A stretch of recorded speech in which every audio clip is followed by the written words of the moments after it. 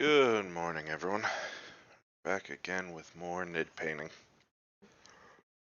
I'm still waking up this wonderful Saturday morning, so let's just get right into it. We already did a fair bit of dry brush highlighting here, but looking at them today, I feel like they need a little bit more in some areas, so we're just gonna start doing that again.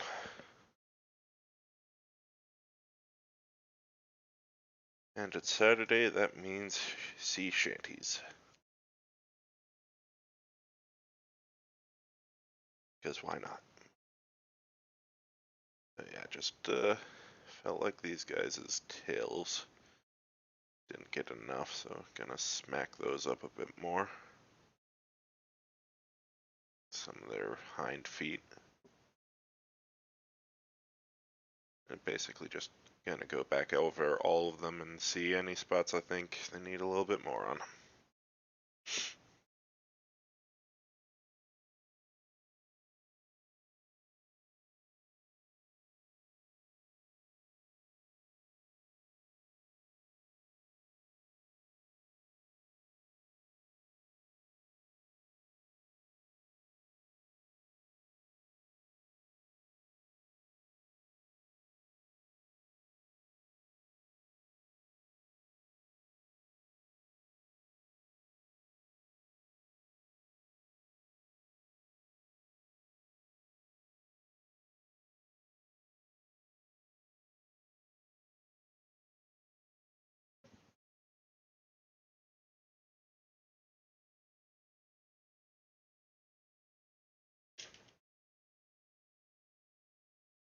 Dry brushing is a little bit difficult at times to get your head around.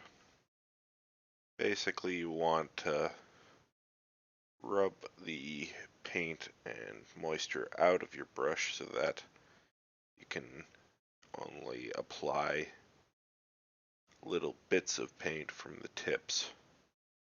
But it's a balancing act of getting down to that dryness so that you're not slopping wet paint onto the model and streaking it everywhere, and actually getting paint onto it, because if you pull too much paint off of it onto your palette or to your piece of paper here, what you end up doing is getting your brush so dry that you have to press really hard into the model to get any paint to deposit, at which point you're defeating the purpose, because then you're getting into the nooks and crannies. So, like with all things in the painting, it's a nice balancing act of wetness and dryness.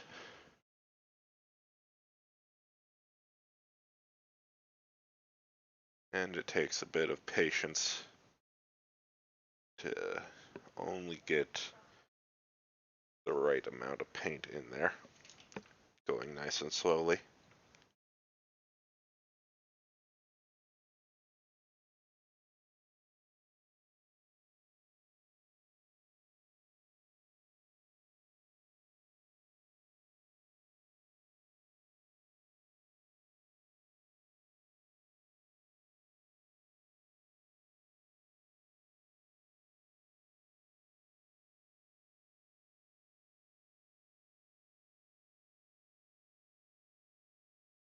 Yeah, still, despite the nature of it, it is still one of my favorite methods of highlighting.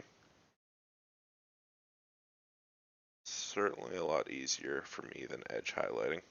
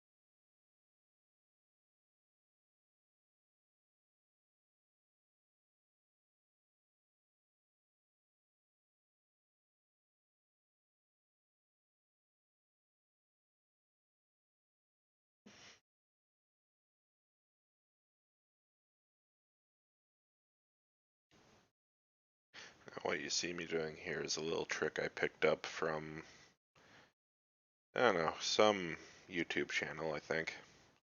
But basically the idea of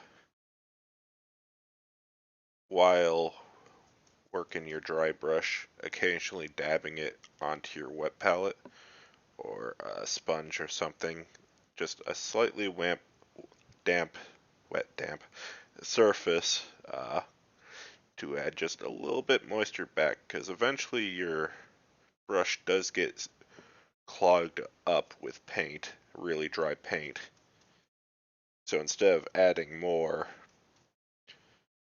paint to the brush, just add a little bit more moisture back to it so that the paint that's already there will start to come off a little easier. And then, of course, you can rub it back on your paper to dry it off a little bit more, get the balance right. But it saves you from having to just completely saturate your brush with paint.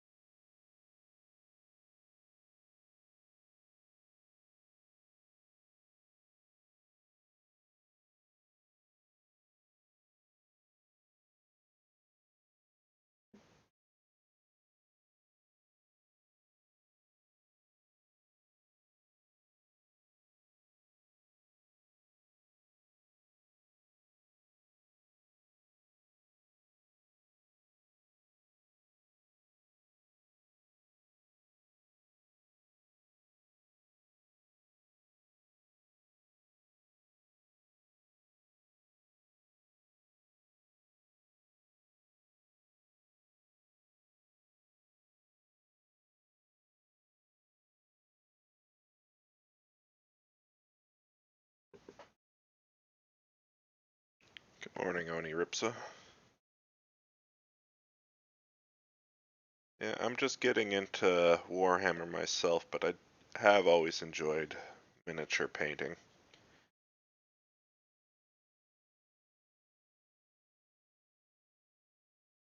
It's a nice little creative outlet for me.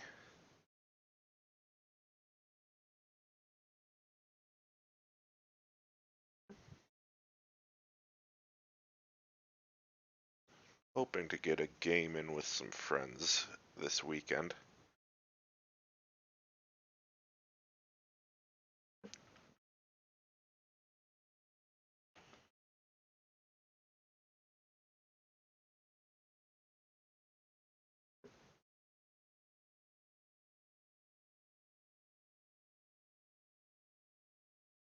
So, creating minis, if you're talking about modeling, that's quite an involved process. I've seen a bit of that.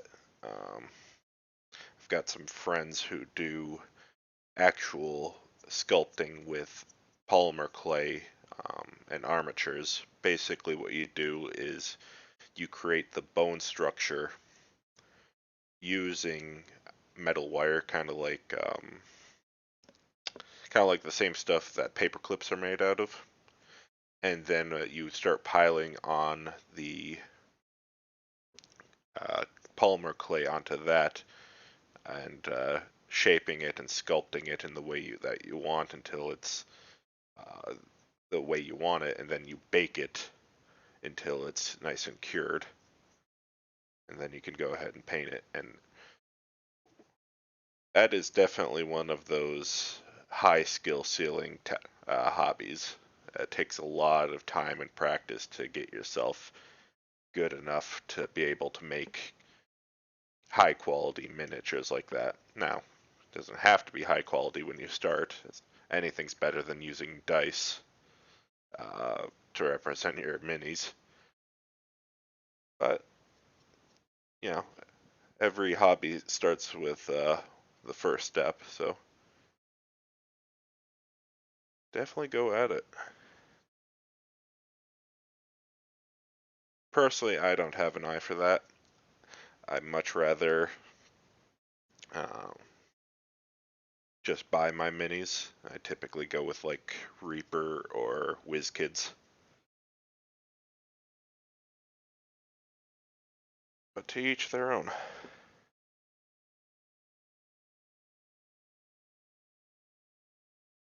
I've also got a new resin printer I've been meaning to set up this week so that I can just take other people's sculpts and print them out myself.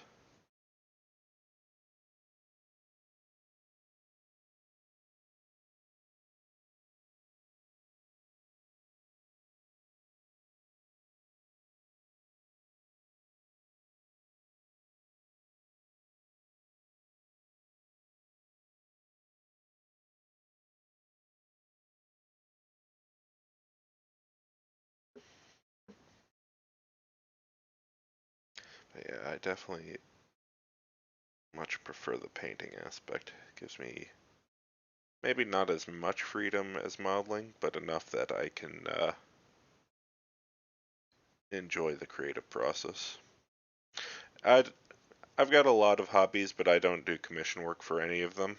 Uh, Mostly because I'm just too busy with my normal life to do any of that consistently. But I also don't like really monetizing my hobbies. That said, I'll probably end up selling some of these Warhammer Minis eventually. Just as with many things, you can only play with them so often, and eventually they just start taking up space. So we'll see.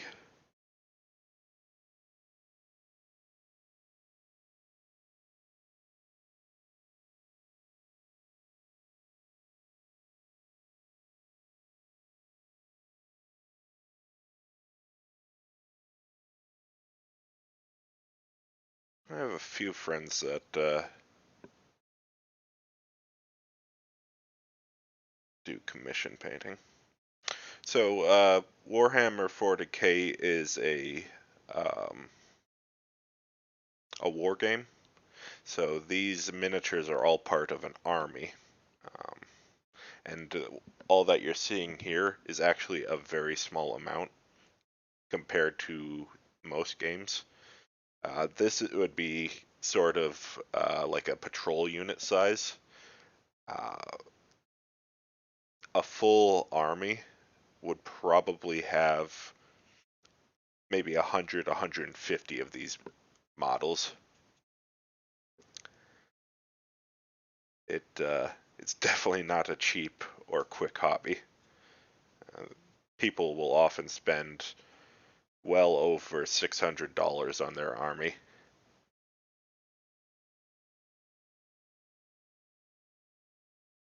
That said, I only have interest in smaller scale combat, so uh, I like to play patrol size things or skirmish combat that only use like 10 of these models.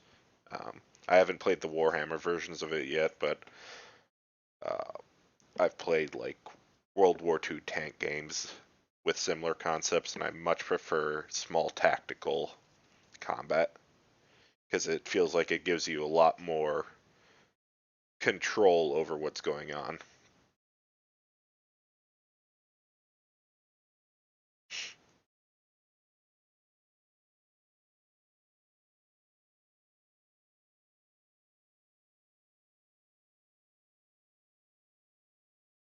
But yeah, I've definitely seen some games where it's, you know,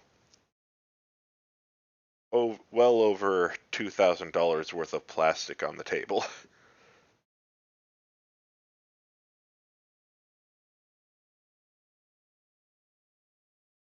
Especially once you start looking at some of the resin kits that they put out. Resin models are much higher detail and thus, take much more effort to produce and are more costly then. So a resin model might be twice the price of a plastic injection model like these. Um, so, your army's going to cost twice as much. Personally, not into that. I like to stay on the budget side of things. But again, to each their own.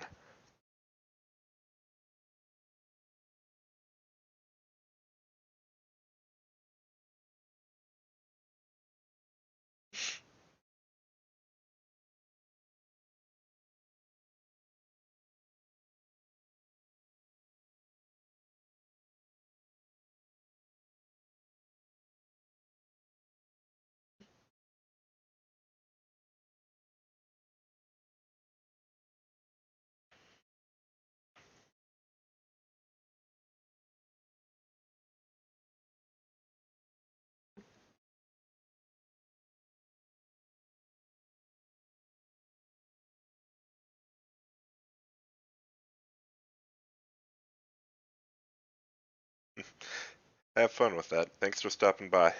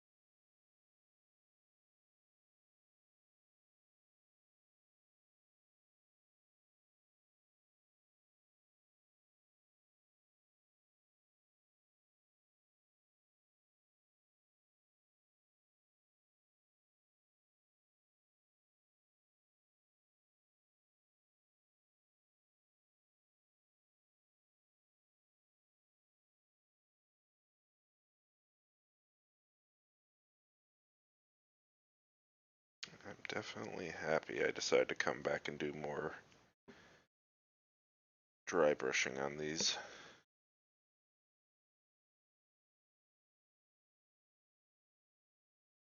That extra highlight is looking really good.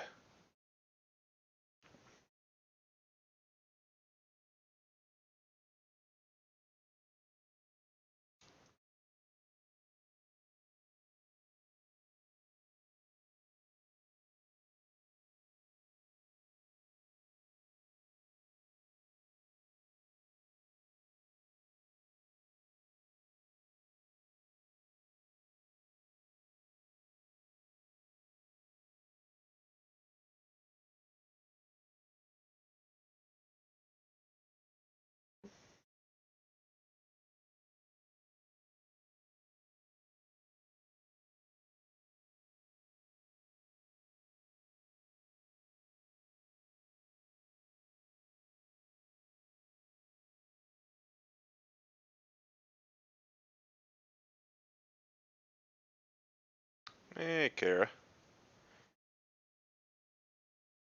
Happy Saturday to you.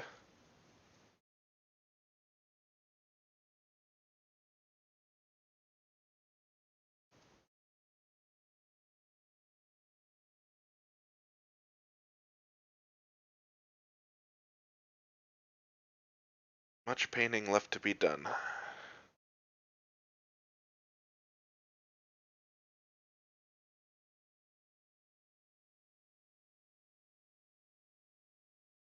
Hey, SJ. Hey, Kuma. Welcome in, everybody. Hope you're all having a good weekend so far.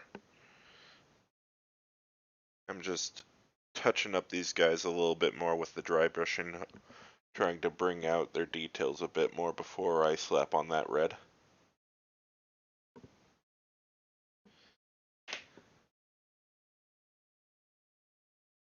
And it's Saturday, which means it's sea shanty Saturday.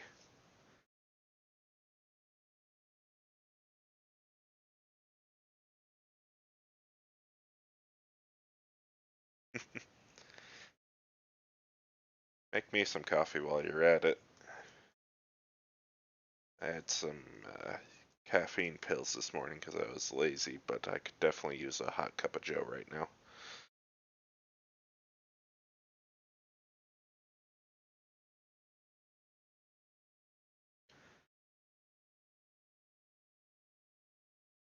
Aw, sleepy puff. Wrap yourself in a blanket and become a cuddly puff.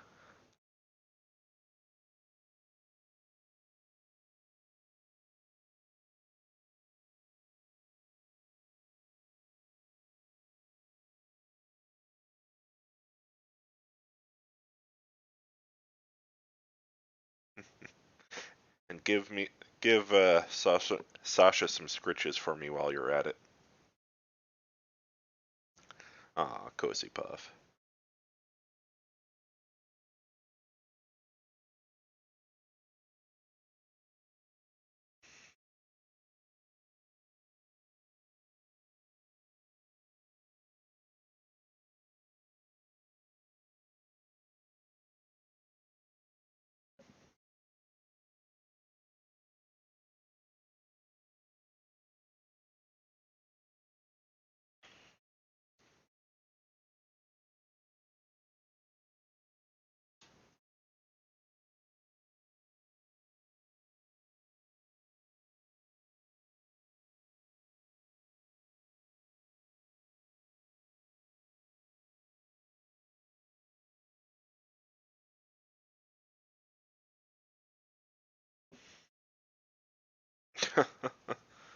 Aw, what a good little goblin she is. So, baby.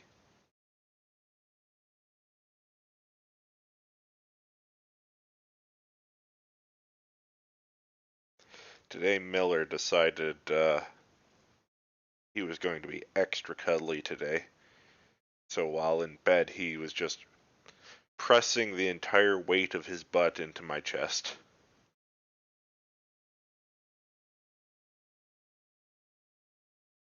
As you do.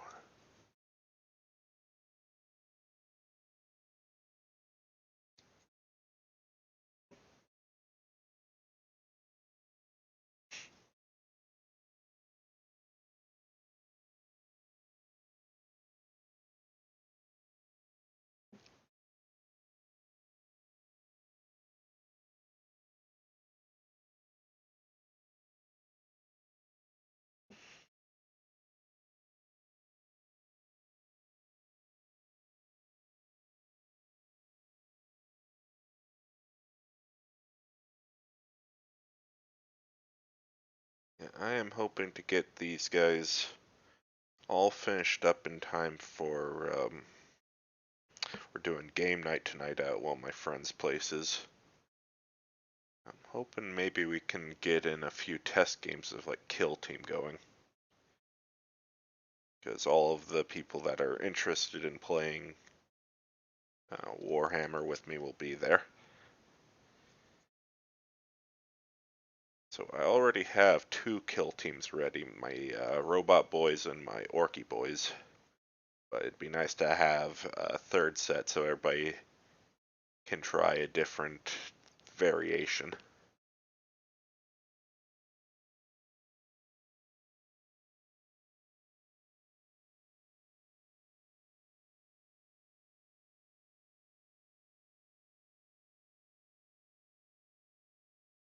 I mean, in theory, I could just leave them like this and do the red later, but it'd be nice to have them all decked out.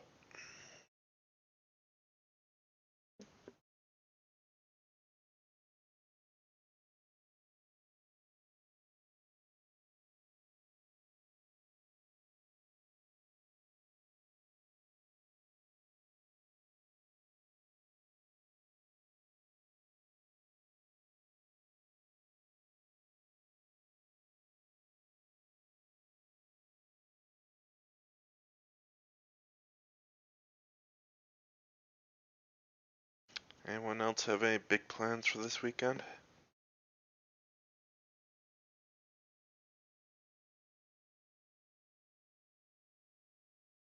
Or is everybody going into hibernation mode as is their wont for the winter?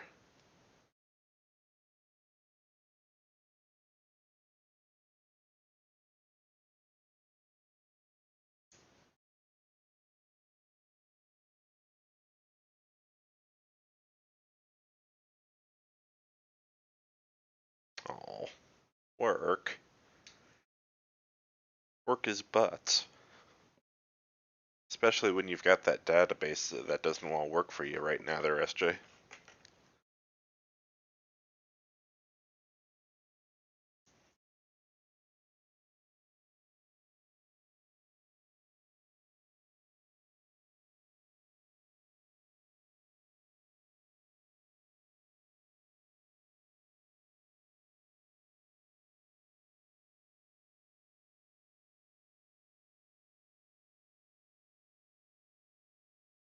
Ah, yeah, that's fair.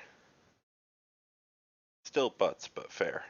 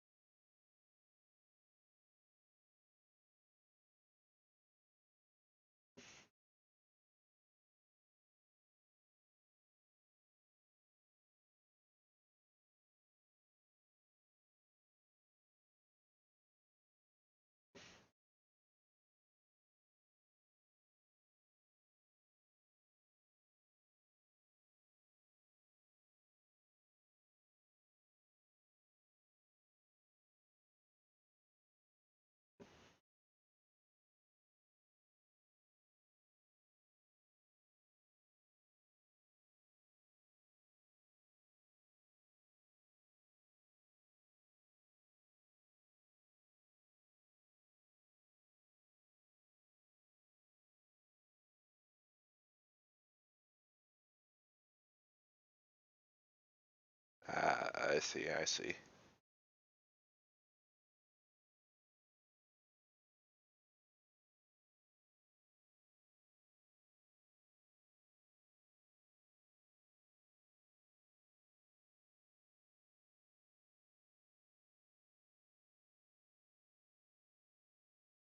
I do something sort of similar in my line of work.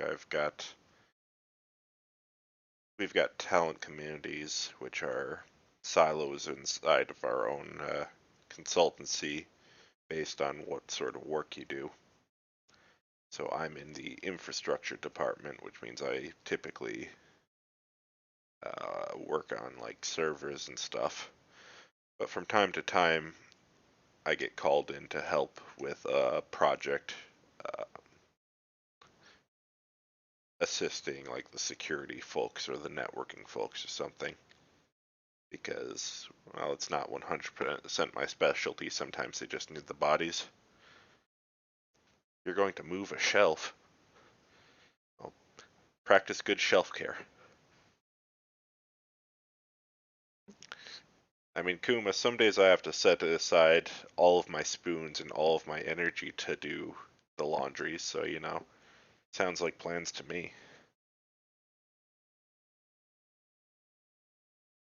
I mean, just folding it feels like an afternoon to itself.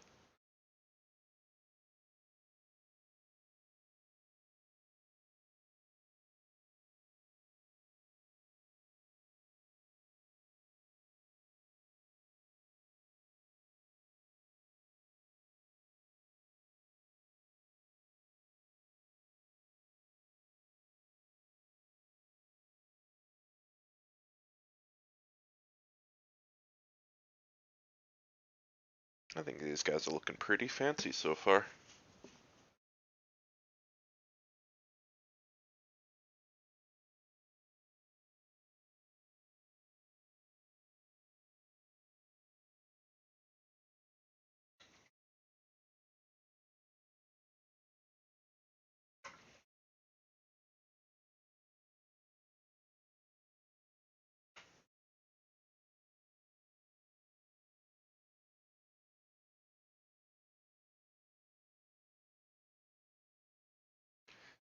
Alright. Give these guys just a second to dry.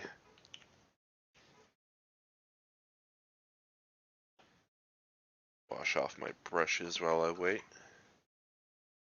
And we'll get into the armor.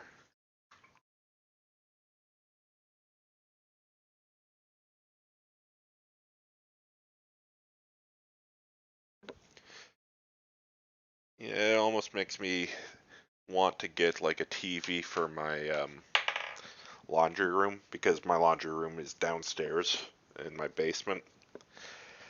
And it's kind of a pain to drag all of my laundry upstairs to fold it. Especially when half of it I have to end up putting on hangers, which I hate. I really hate putting button-ups on hangers for some reason. It is just my bane.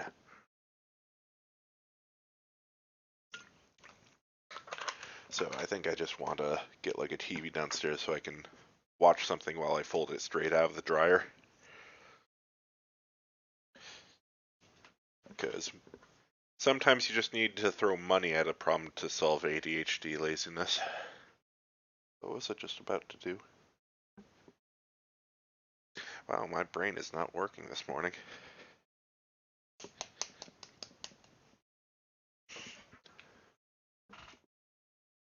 Alright. Oh, I should probably vortex this red real quick. Get it all mixed up. I think this is some of my old paint because the last time I used it, it came out pretty liquidy. All separated in junk.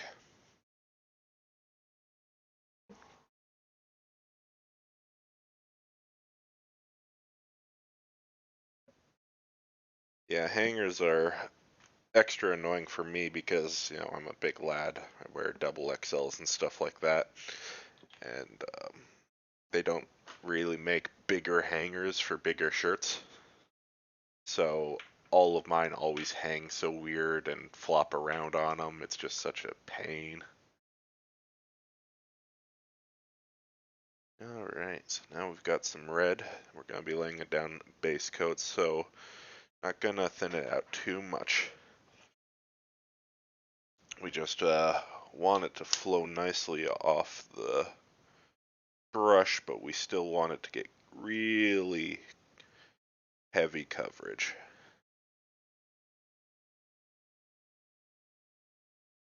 Just like that. We're going to probably lay down 1 or 2 thick coats, depending on how dark we want it to go. I think we were going to want it to get nice and flat, so probably 2 coats.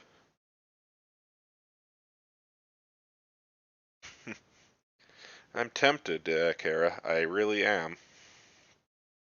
At times. I could always set up like a laser cutting program to do it. Chop them out of maple plywood and sand them down to a smooth finish.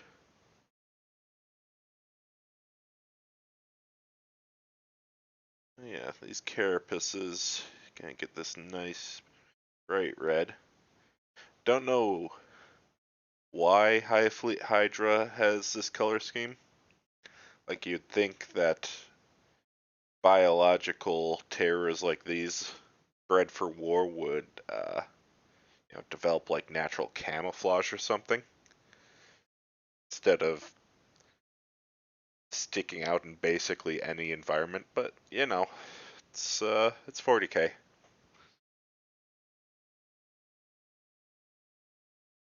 Maybe it's less of a matter of camouflage and more of a matter of shock and awe.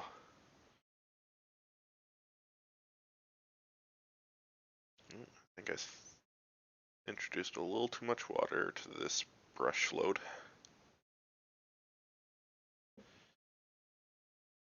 Because it is going on a lot sloppier than the first brush load. That's fine. I'll even it out.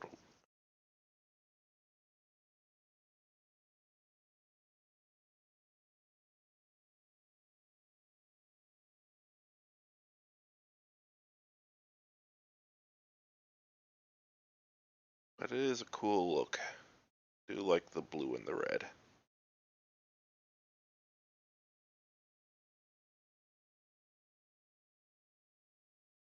Yeah, could be.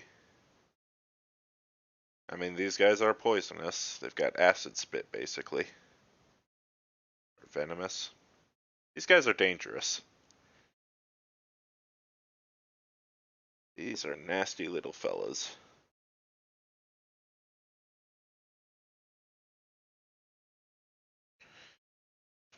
God, that's one of the favorite interactions I saw on the internet. You know, that always gets reposted. It's the guy trying to say that, uh, you know, women with the dyed hair are, you know, doing the poison dart frog thing of saying, I'm dangerous, don't touch me.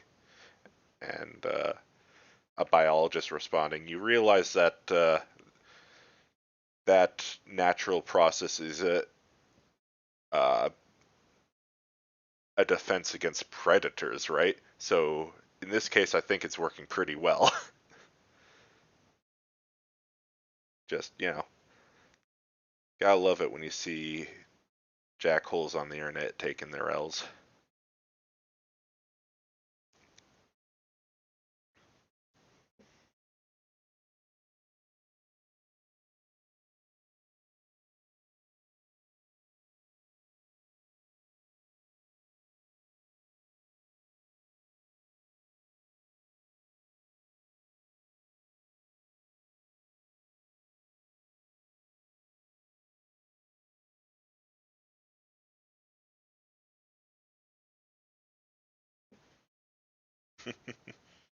Exactly.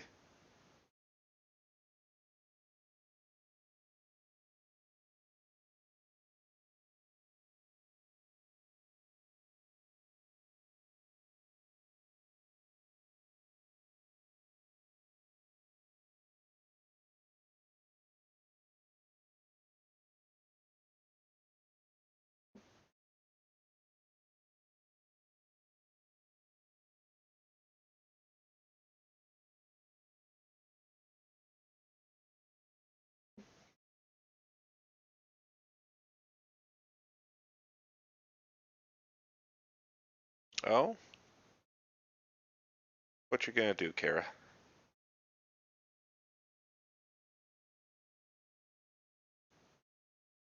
Imagine me doing the cat bug "This is so exciting" gif.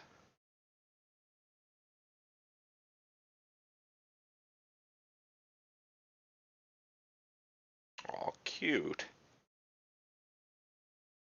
Are you gonna stream doing it, or just keep us updated on the discords? I'd love to see more Kara streams. Yours are always so fun. Just like SJ's.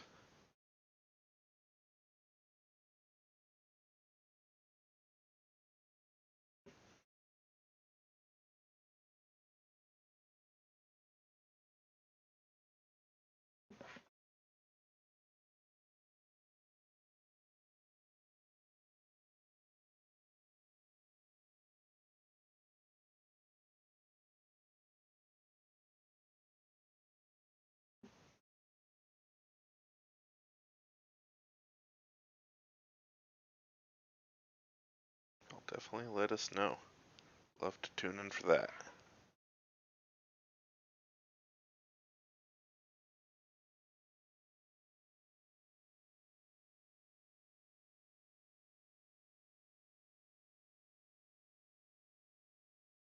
Well, I said I was going to lay down some thick coats, but it seems like I've accidentally thinned my paint to glazing levels, so I think we're going to be laying down 3 or 4 thin coats.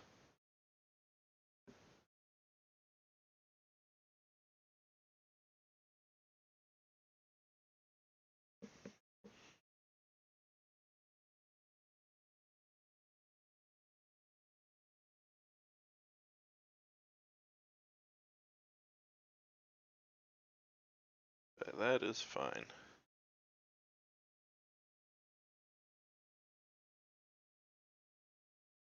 Just means more painting.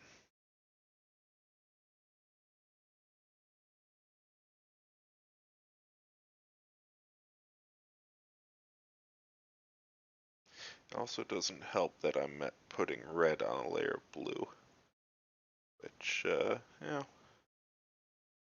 definitely would have been easier to start from a base of white, but c'est la vie.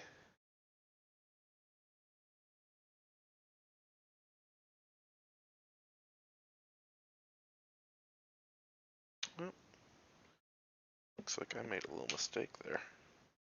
Let's see if I can fix it real quick.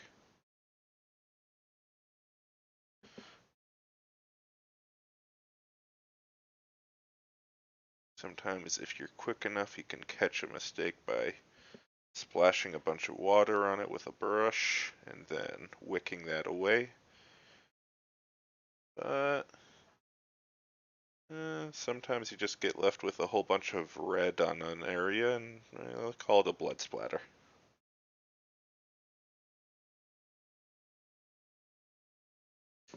So I think we've got the latter in this case, but oh well.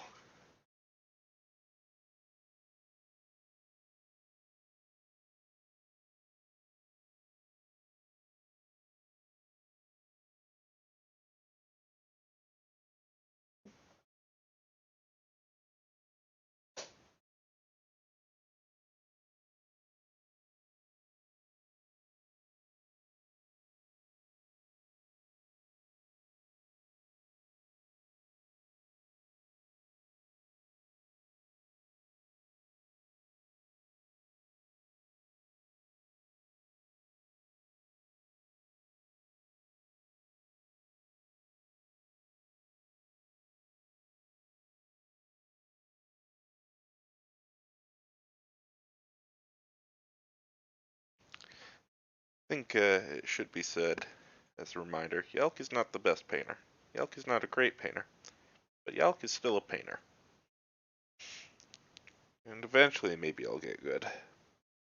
But for now, just a matter of being happy with where I'm at and just trying to press forward a little bit at a time.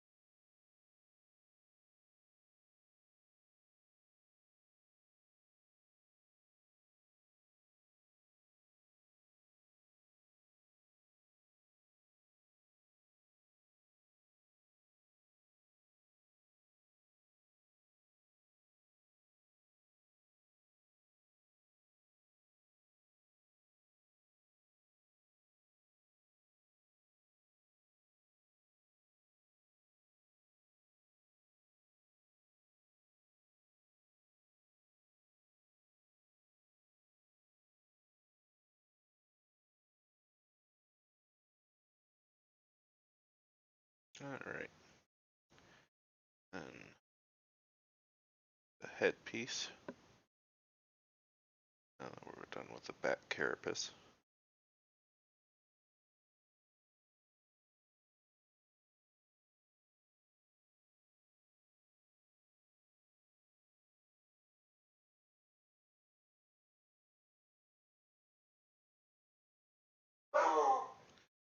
And that's Miller complaining about the neighbors.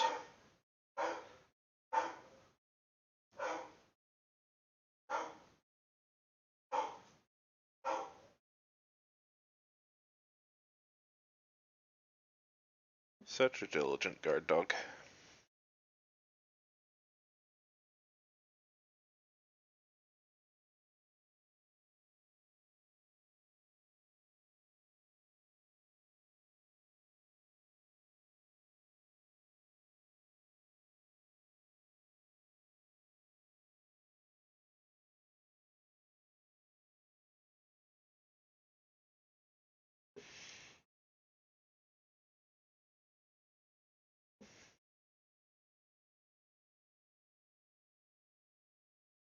Oh yeah.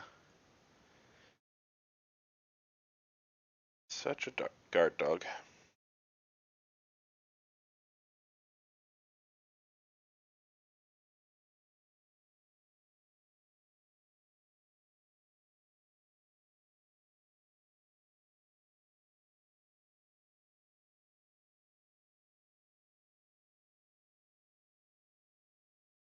Ain't that right, Miller? Did you do a good job?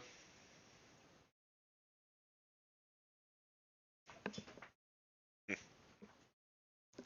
just looking at me like, Dad, gotta come look.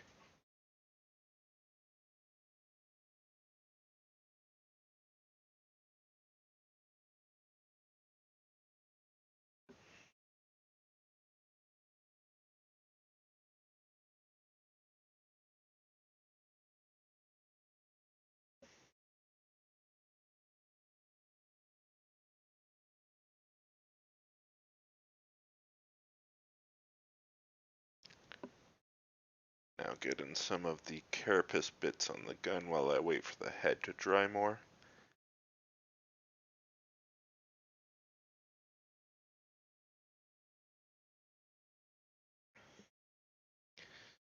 Well, the main problems of working on a fully assembled model is he can't always easily get into all the little crevices and things in the inside.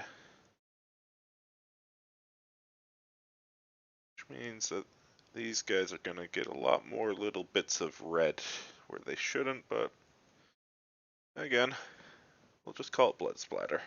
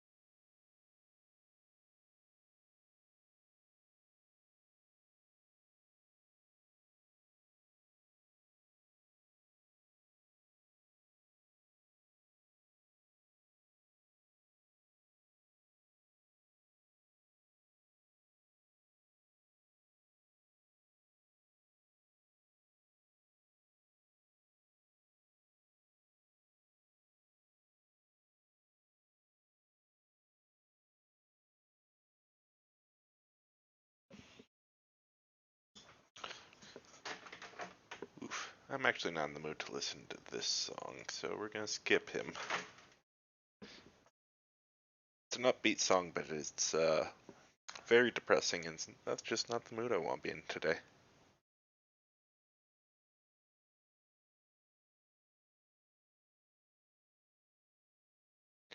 Nope, today is supposed to be a happy day.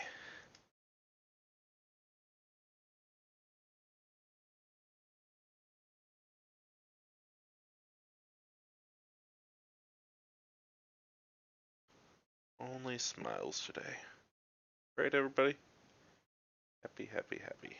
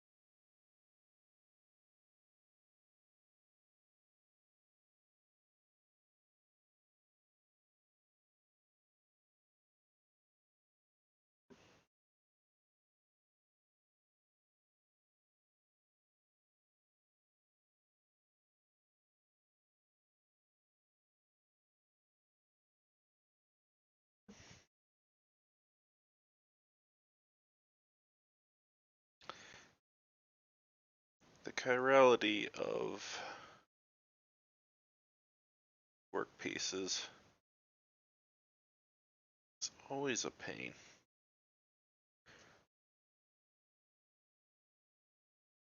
By which I mean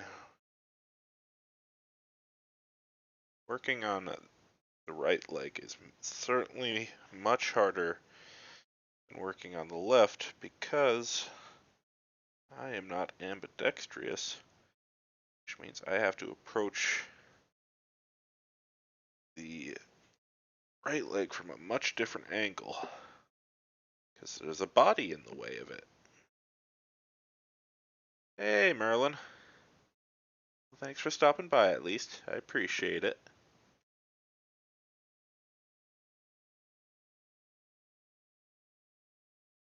Sounds like you had fun last night at that play.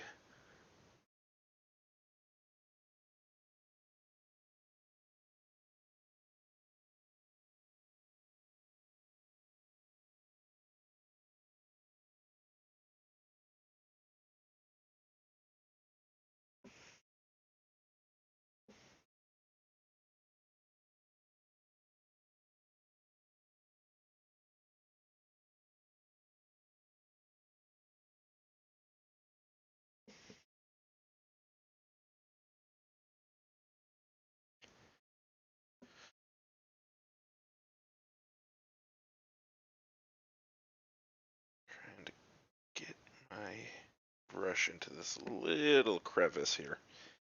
Kind of annoying. There we go. That's better. A queer take on Little Women. Admittedly, I've never actually seen the original, but I do appreciate queer takes.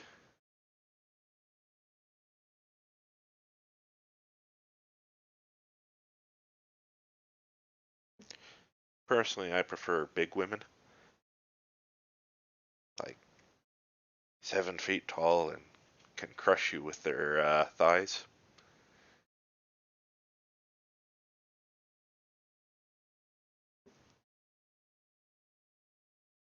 Like Moonbrida.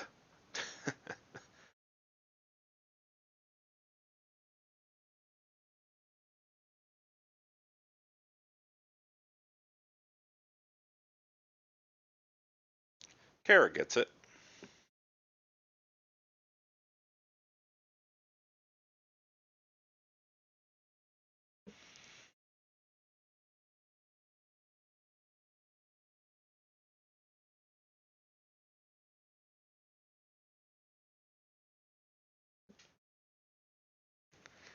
Oh man, a Little Woman rendition played entirely by Row women instead of Lalafels. The irony.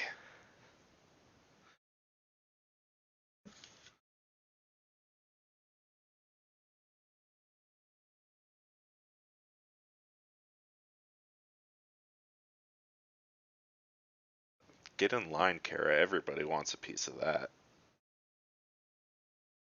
Everyone wants those snuggles.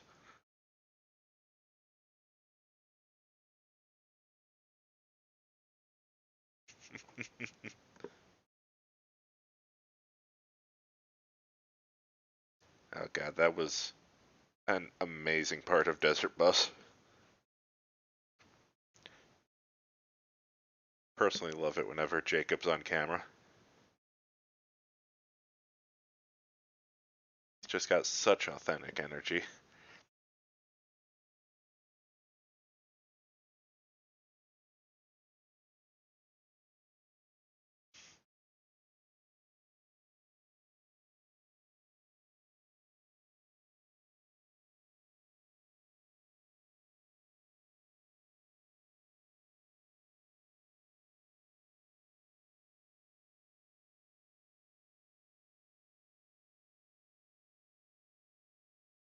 I still need to watch the full length of the Monikers VOD. I only caught a bit of it. But I did see the gif of him humping the table, so I do need to know what that's about.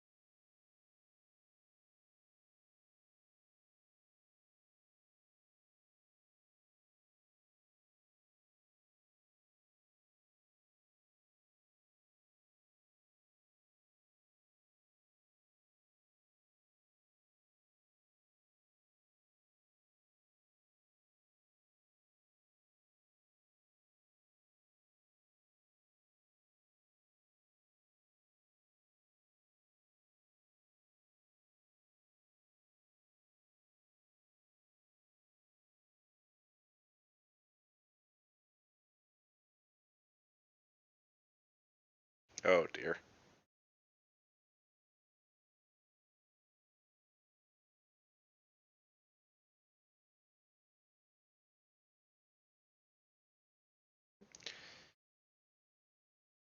Yeah, they were very popular neo folk band when I was in high school, though they're a bit problematic these days, to be honest. Made some off-color statements recently, and honestly, I should probably take them off this playlist if only for that. But it's a decent sound. Oh, there's a new trailer out. I'll have to check that out. Oh man, I haven't even finished watching the Game Awards uh, co-stream that Lur did. Backlog is just filling up ever.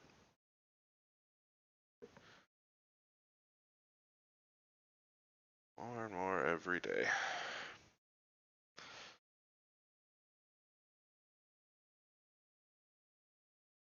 There we go. I think that's good enough for this guy.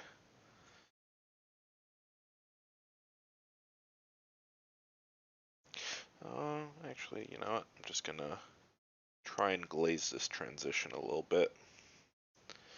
This is really not a good, like, differentiating mark between the tail and the carapace and that, so we just kind of really thin our pin out and do like a sort of wash so that it tries to, blend. Better than nothing.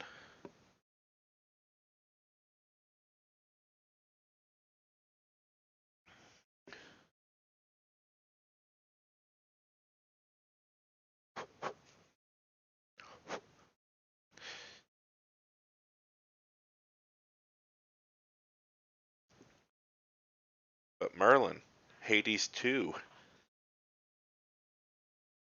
this time with Apollo.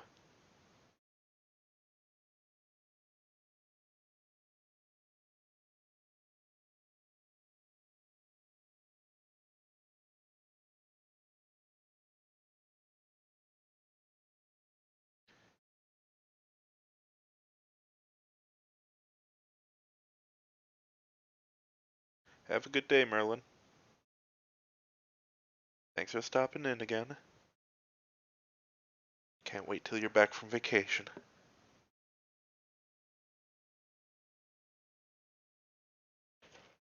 There we go. One down. God knows how many left. I mean, I could count, but math on a Saturday? What a horrible idea.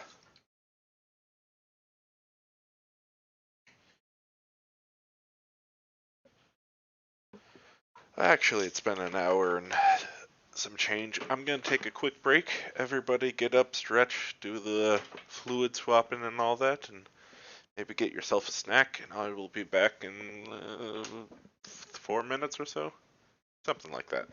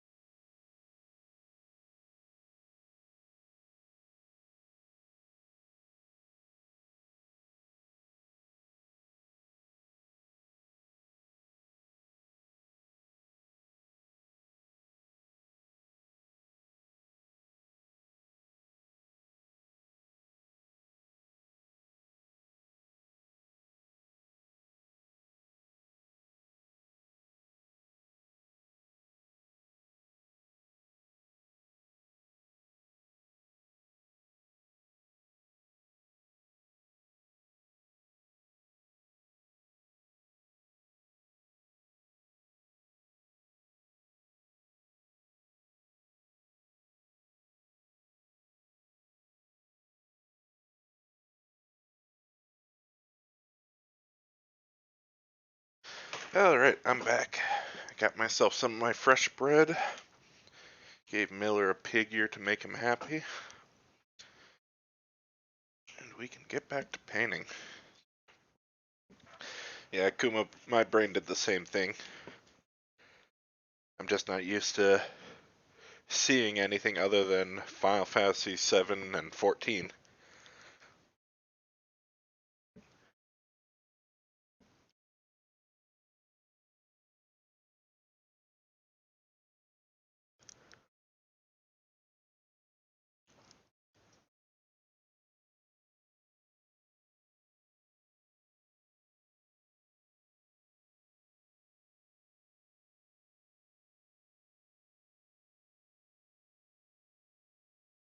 You know, despite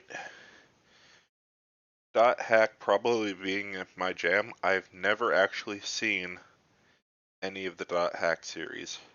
I think I maybe watched like the first few minutes of Hack Sign, but like it started off so weird that my brain was just like, nope, not interested, and turned it off.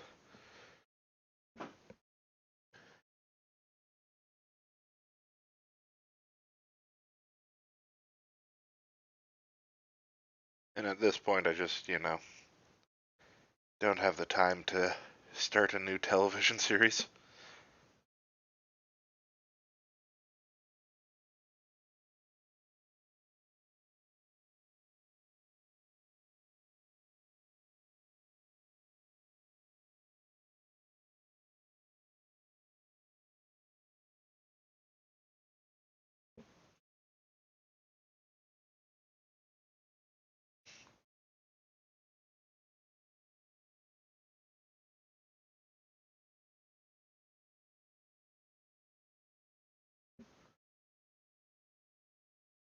Yeah, no, I've definitely heard that Sign would 100% be my jam. It's just. Ugh. Television shows really need to grab my attention in the first few minutes these days, otherwise I just can't dedicate the time to them. Part of that's the ADHD brain, part of that's just I already have so many things on my to-do list.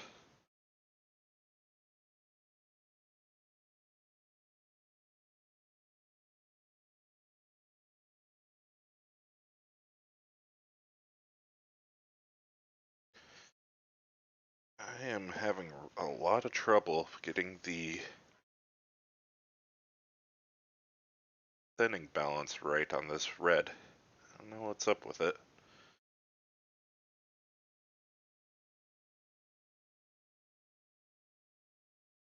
Maybe I'm just out of practice with paint. It's only been a little while.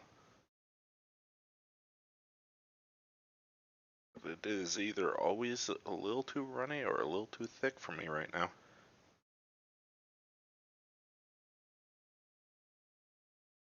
Maybe I just had too much caffeine and my hands shaking too much.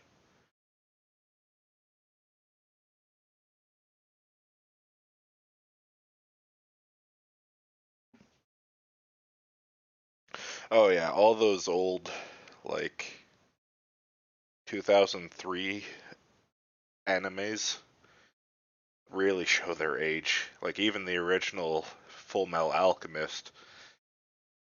It's, ooh, it has not stood the test of time too well.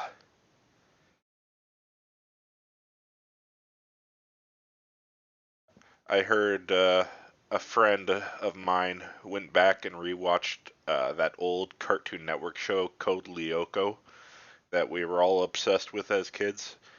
And whoo boy, it is nothing like we remember it.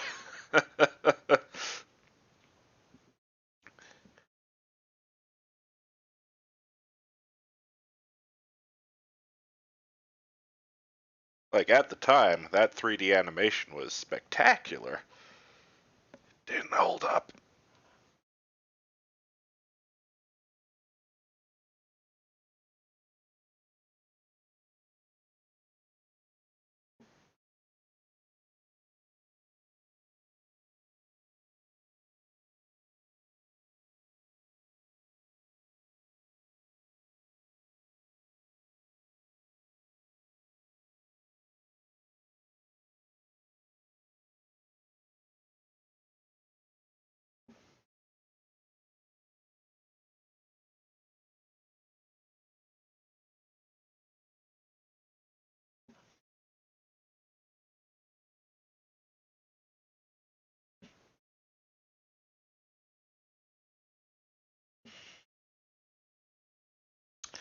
Yep.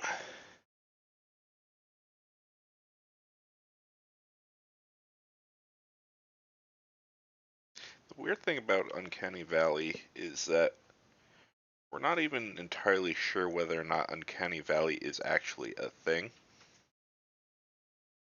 Like, it exists in some cases and yet not in the other. Oh, I need to re-glue this.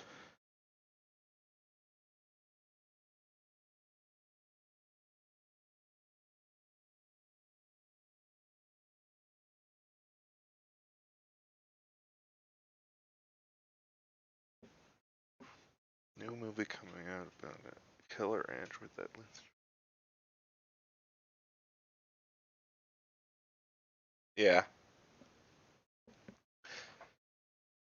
but like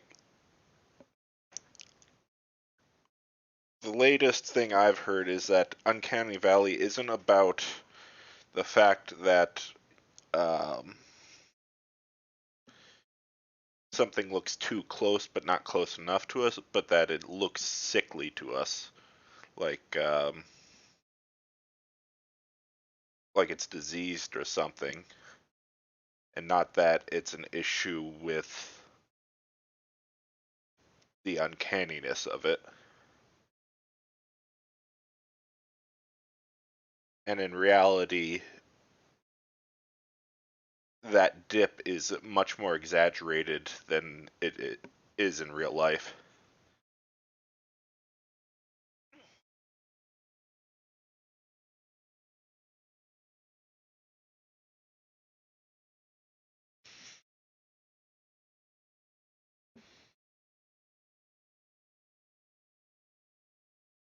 I'm not explaining it properly. After the stream, I'll end up finding the link to the article that describes the flaw in the sense of the uncanny valley. But yeah, no, it's a bit hard to explain.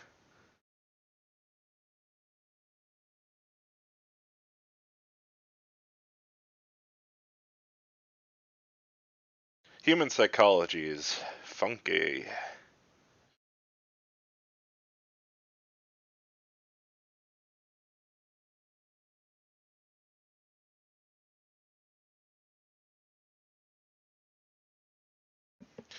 Because, so the main thing about humans, and like the basis for a lot of human psychology and our social condition, is the pattern seeking center in our brain. It's one of the reasons why our ancestors were able to climb out of the trees and all that good stuff, is because we were able to develop a aspect of cognition that most other species don't have, and it's our ability to sense patterns. And by that I mean there is so much information in the world that our brain is constantly processing, that it's actually more than any animal brain can process. Um, so we've developed a large number of processes in our brain to compartmentalize that data we're inputting so that we can reduce it and just form extrapolations. For instance, you think that you have like 180 degrees of eyesight, but you don't really. You only have about 3 degrees of focused eyesight. You can only see what you're looking directly at. The rest of it is all actually a blur, and your brain is just using the bits of data from its memory, from its short term memory, to say, okay, I know what it looked like the last time I looked at it, 3 seconds ago. I'm just going to put that data there.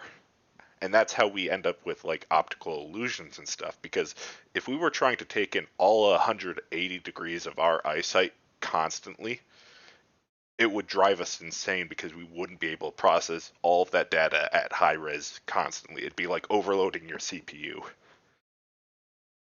But that is very much the case for a lot of aspects of our life. It's why we have natural prejudices, because your brain has to form these shorthands of like in group versus out group. Does this person fit into our tribe? We have to be able to quickly react to certain circumstances in life or death, because if we don't, it can cause trouble for us.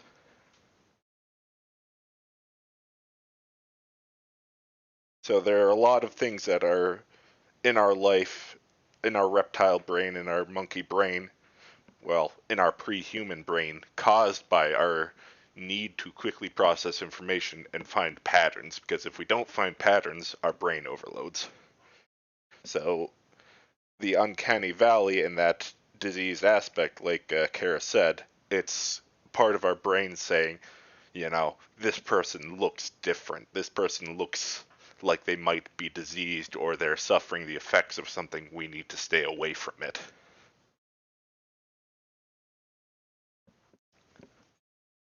That was a bit of a tangent, but yeah, the brain is definitely a very interesting topic that I wish I could just do a TED talk on. But this is a painting stream. A painting stream on a Saturday with sea shanties.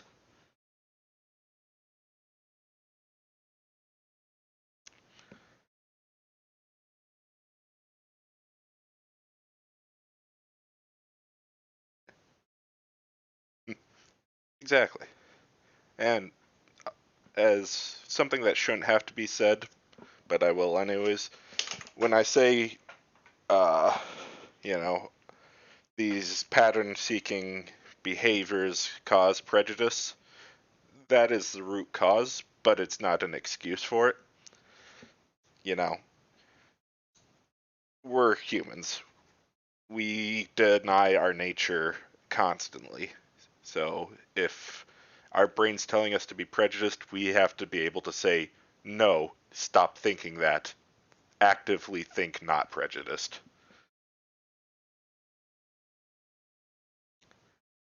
Deny the beast, be the human.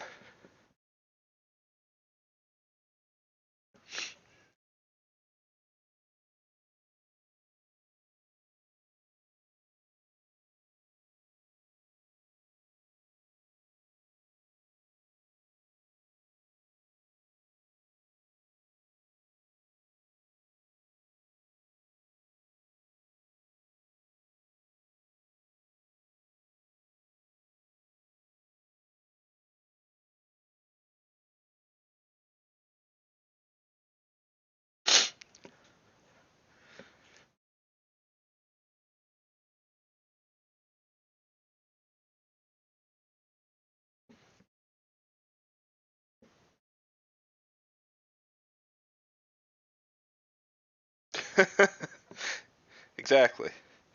Why is that raccoon 6 feet tall? I should get out of here.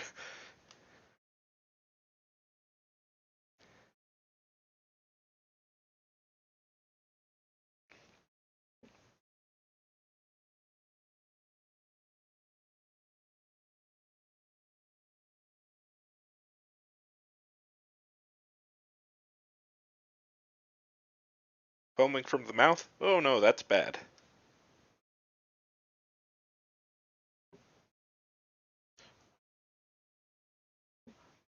Although I did learn the other day that our fight or flight response isn't entirely as simple as that title makes it out to be. The uh, the new version I heard uh, is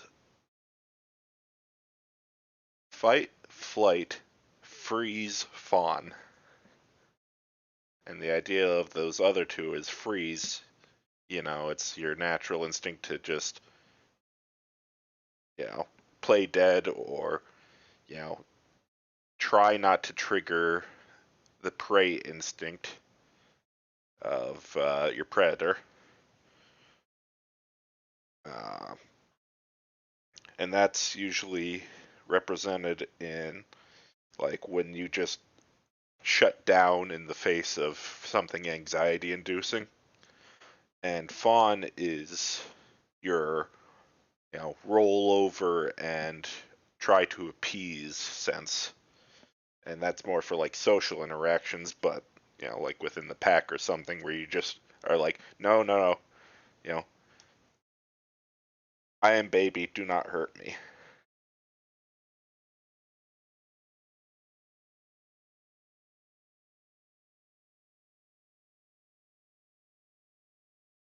And it's really interesting to look at trauma through that lens because you can see a lot of trauma response falling to one of those four categories more than you can see it falling into just the two fight or flight. Just a second, I'll be right back. Miller is whining about something. Miller!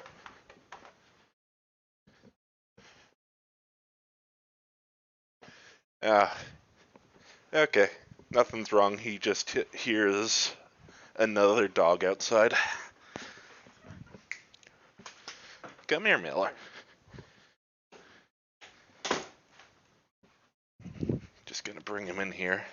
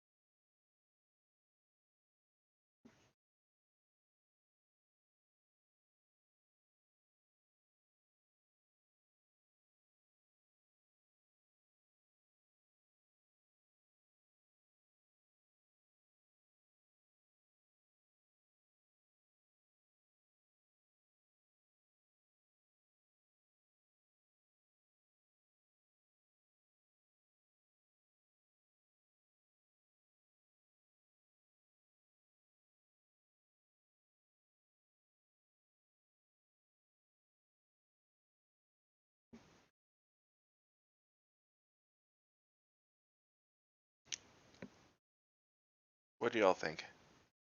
These turning into good little red and blue boys?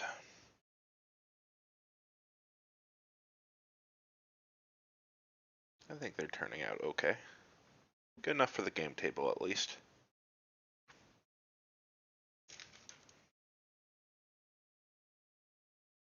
Definitely could have used less caffeine this morning.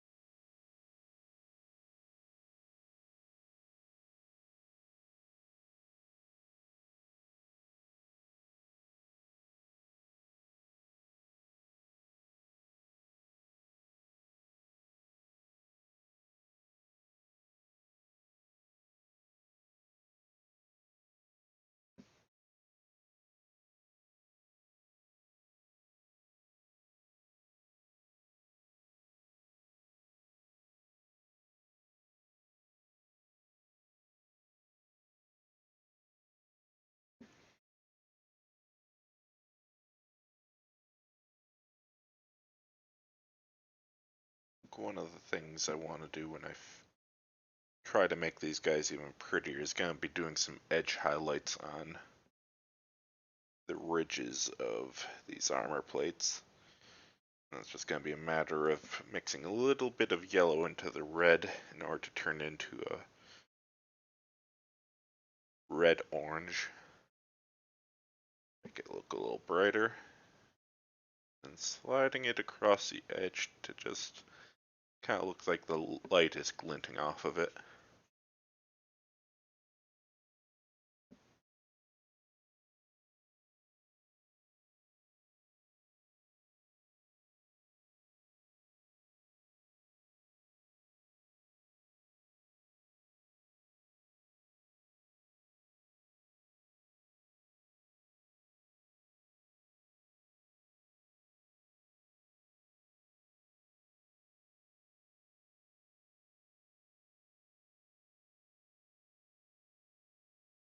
Oh, I have run out of this playlist.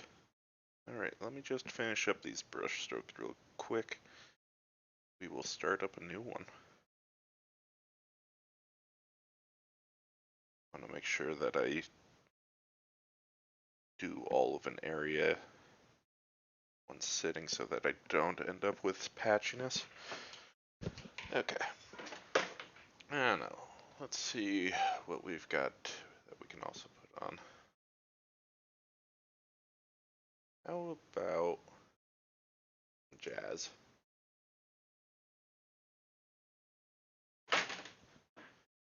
Hopefully y'all don't mind a little bit of oldies.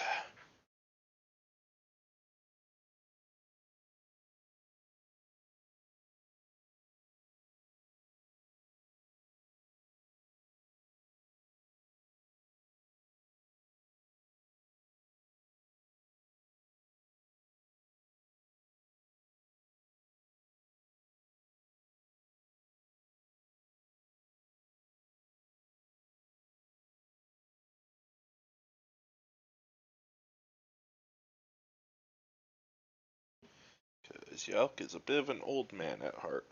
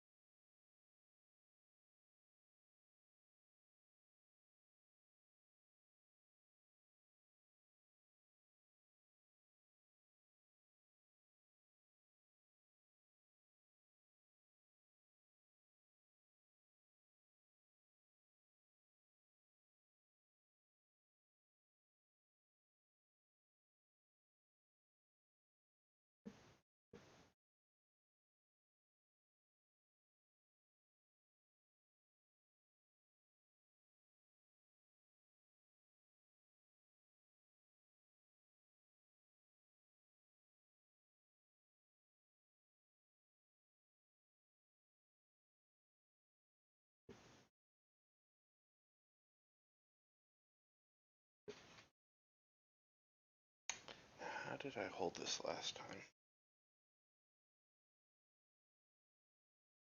I'd remember. It's literally only a few minutes ago, but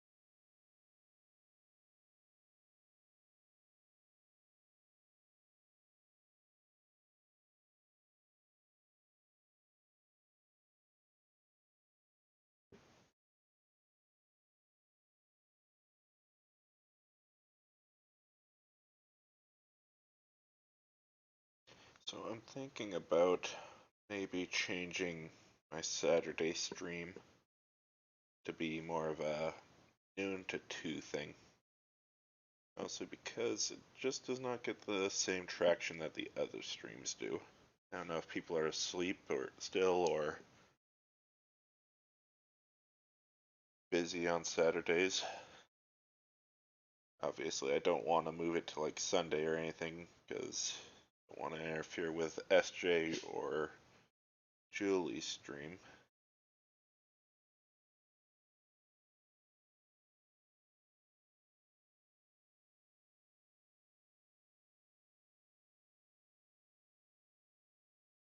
I'd like more people tuning in from time to time.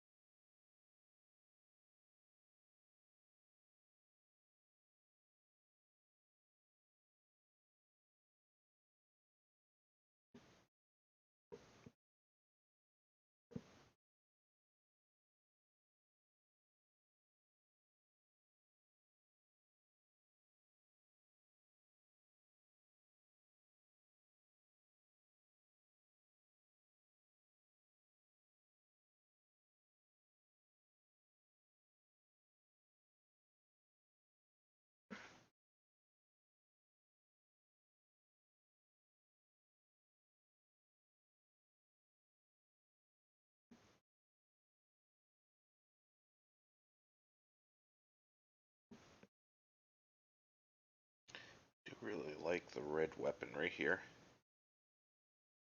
I wonder if I should do the same to the Devourers, the big guns.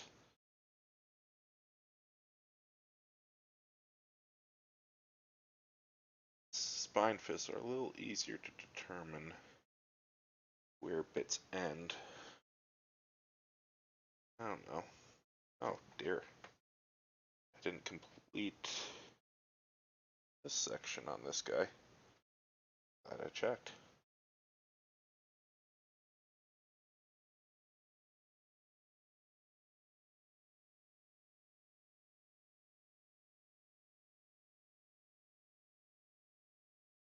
How careless of me. There we go. Or maybe this is one of the guys I went back over and that's how that blue ended up there.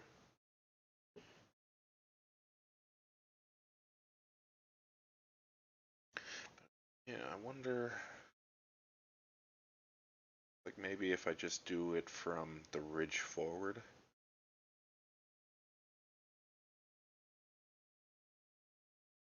I'll have to think about it. I definitely would love to see a little bit more red on those ones.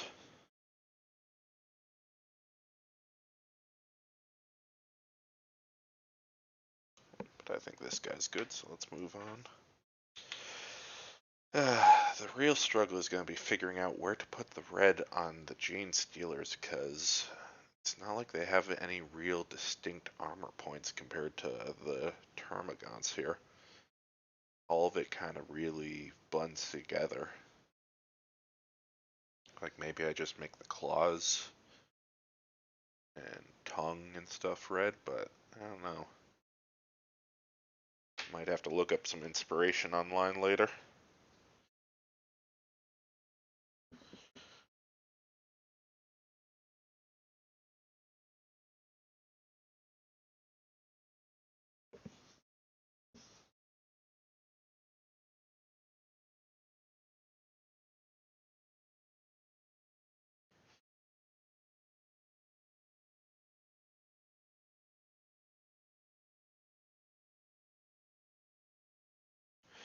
Yeah, these four-armed ones are called the Gene Stealers, and I've got the purple wash inside of the webbing. Don't know how well it's gonna focus. You want to work with me here, camera? Camera? No, camera does not want to work with me right now.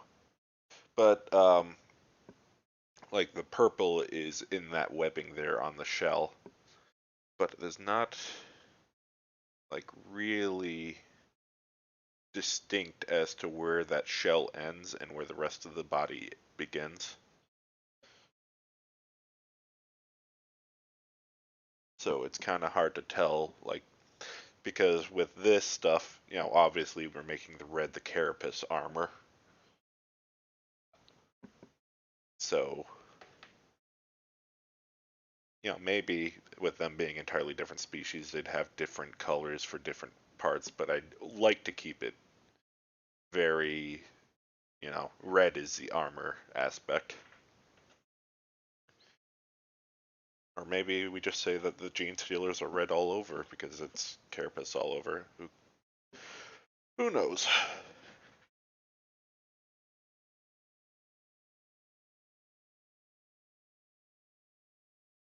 Who knows?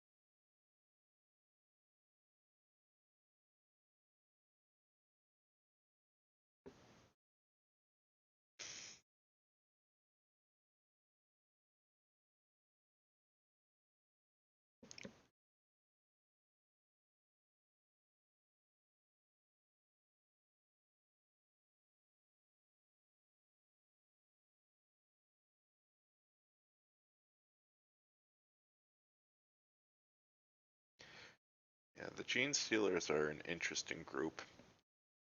So I've mentioned before that these Tyranids are, big buggy aliens, eat everything, turn it into biomass to make more buggy aliens out of it. The gene stealers are still technically Tyranids.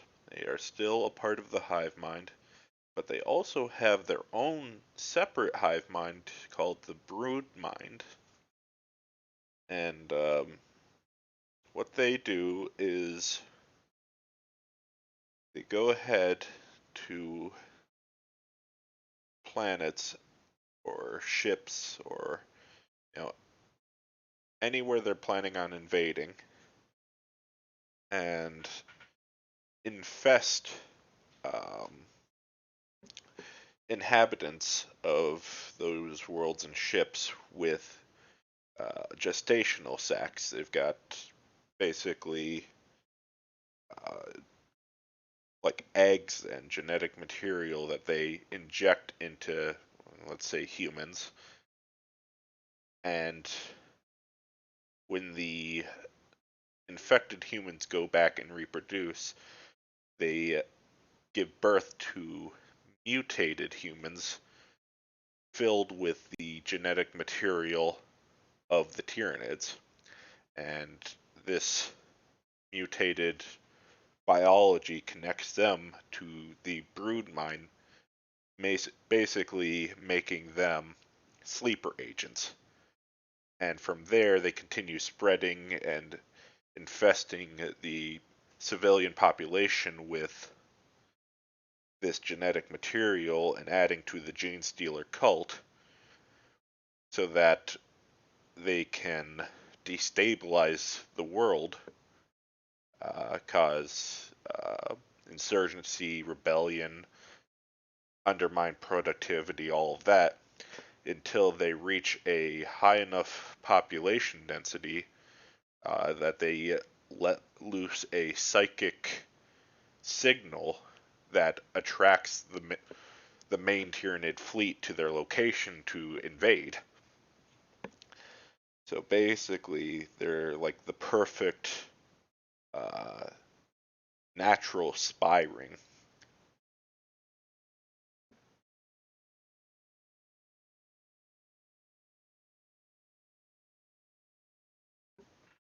But yeah, it's like It's like the alien face hugger, except far more patient and far more devastating. Because with the face hugger, that thing's popping out of you and forming an alien within hours. With a gene stealer, you might not realize that gene stealer cult's taken hold of your colony for a decade, and then next thing you know, the uh, the Hive invasion fleet is on your doorstep, eating your planet entirely within 60 days of it arriving.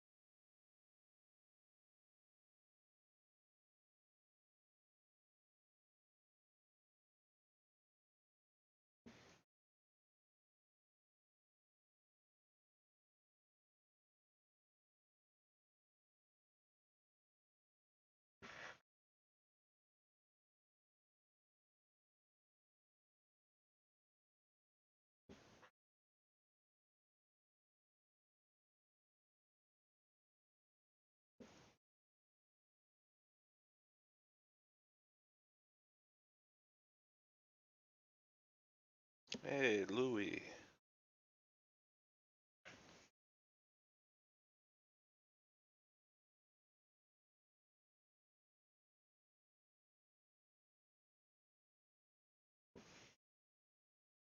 God, what a voice that man had.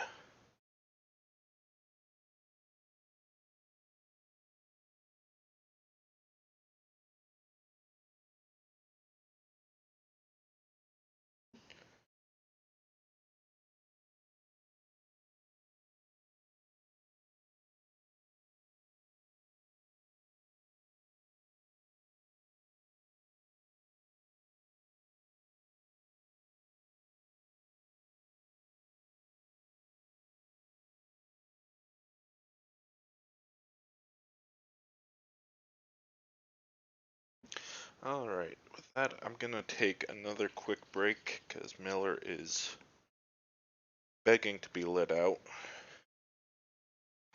Probably so he can bark at a neighbor dog.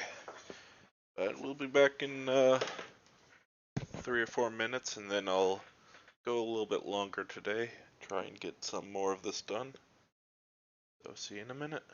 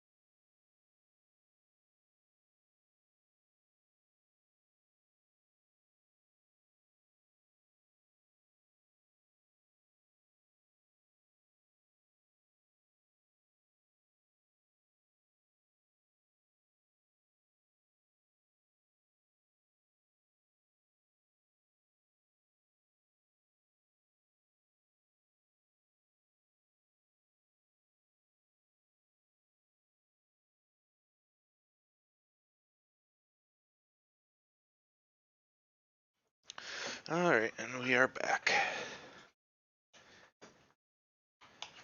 Now, what was I doing? Something. Painting, probably. We can never be sure.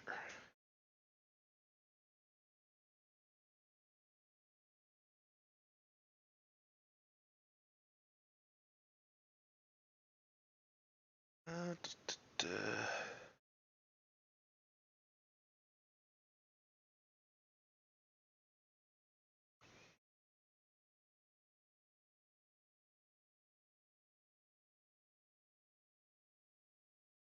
I said I wasn't gonna order any more figures before I finished up what all I have on my giant shelf of to-be-painted things. Then I came across this other cool dude from the Necron armies. He's called a Hexmark Destroyer. What he is he is this like four-legged, six-armed nut. He looks like a nut job, honestly, as much as a robot can. But he's rootin', tootin', six shootin', and his role on the battlefield is basically the swarm destroyer because he can potentially kill up to 8 figures in a turn with all of his pistols, and he rarely misses. He ignores cover. He has a ballistic skill of 2+, which means when he shoots, uh, anything on a 2 to a 6 hits, he re-rolls on ones, so in order for him to miss, he has to roll a 1 and then roll a 1 again. So whether or not this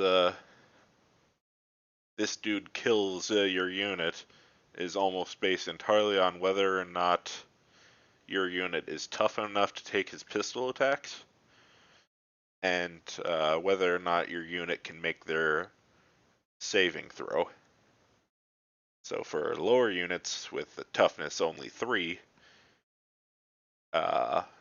his pistols have a strength characteristic of 6, which means that all he has to roll is a 2+ on that to wound them, and then it's a matter of them making their saving throw, which for swarming units usually is only a 5 or a 6, so they only have a 1 in 3 or 1 in 6 chance of saving.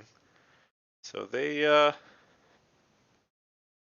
do not have good odds against this guy, and he can just kind of drop in out of a parallel dimension and ambush them. So I'm looking forward to doing him up, because he seems like he is going to be really fun in the game mode I want to play, which is boarding parties, which is entirely infantry and elites. No vehicles, no fast attack, no super heavy monsters, just boys and their guns.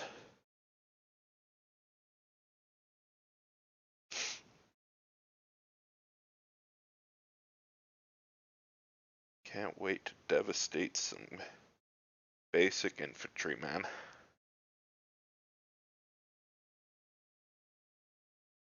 And now I definitely won't buy any more plastic. I promise. 100%. For real this time. Gotta believe me.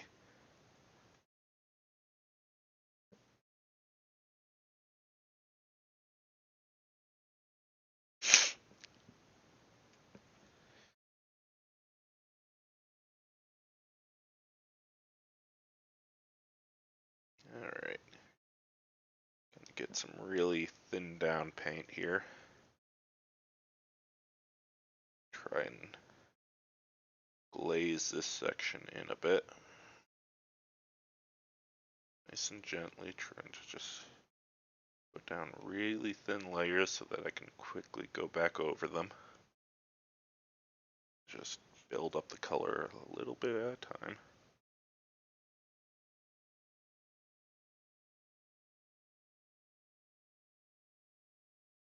Again, easier when you don't have super shaky hands from too much coffee.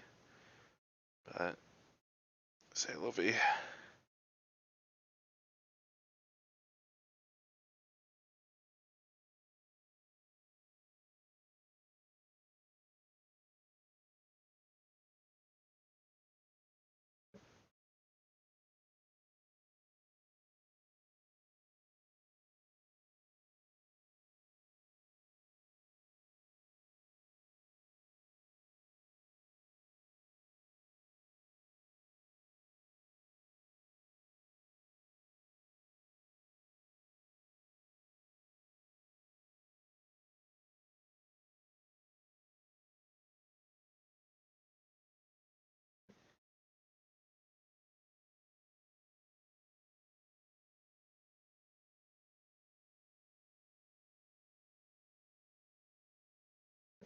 We'll take some of this glaze,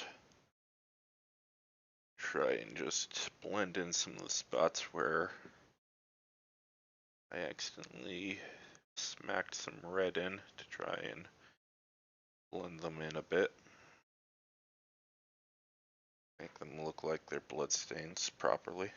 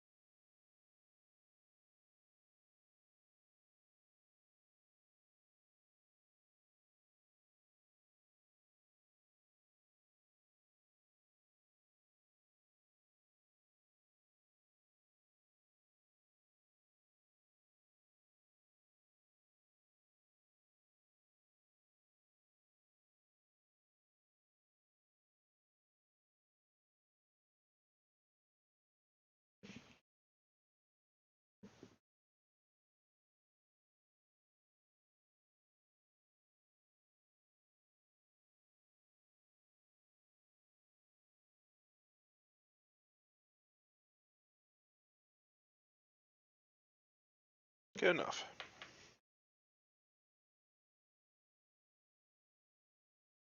Alright, so I have 3 Devourers and 2 Spine Fists, so that would technically be enough for a half of a kill team. So at this point, I think it's time for me to start working on these Gene Stealers, because if I can get 5 Gene Stealers done at the very least, that'll be a full kill team.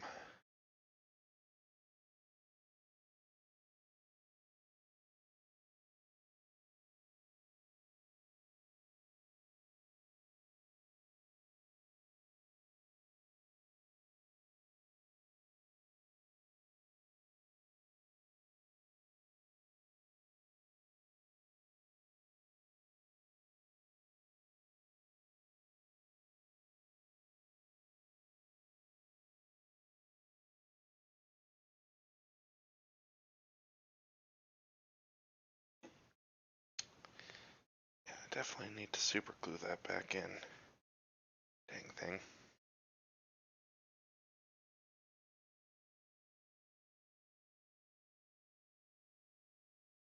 So this guy's definitely a lot easier to find the armor bits on, but with the shoulder pads he's got, this guy's obviously the leader of a Gene Stealer squad.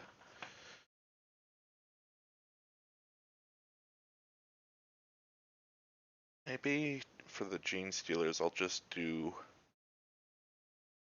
well, for the normal Gene Stealers I'll just do the claws up in red.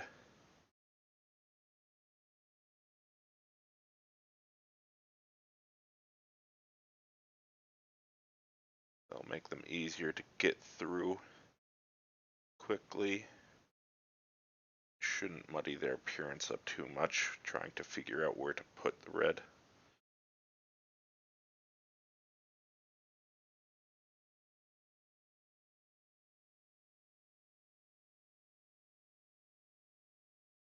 Let's take a look.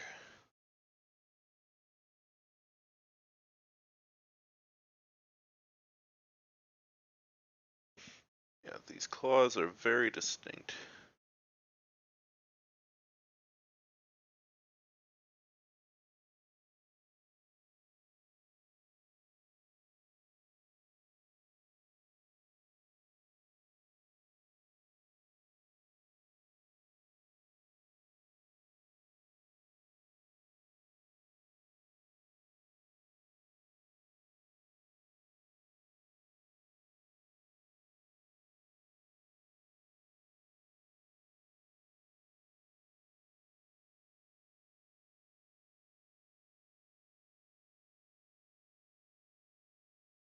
Oh, how I love Nat King Cole.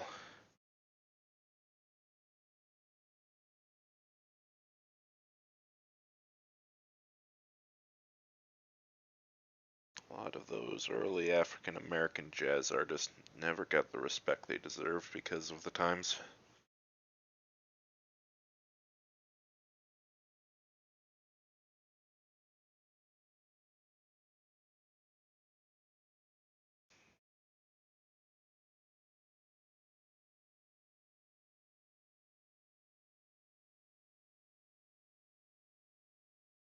I still need to find this album in vinyl to add to my collection.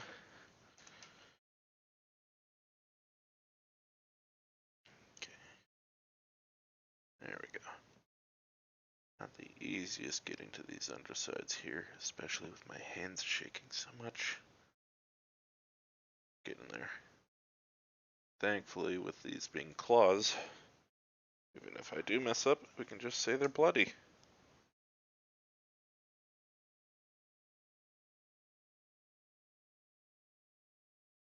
Bloody little claws.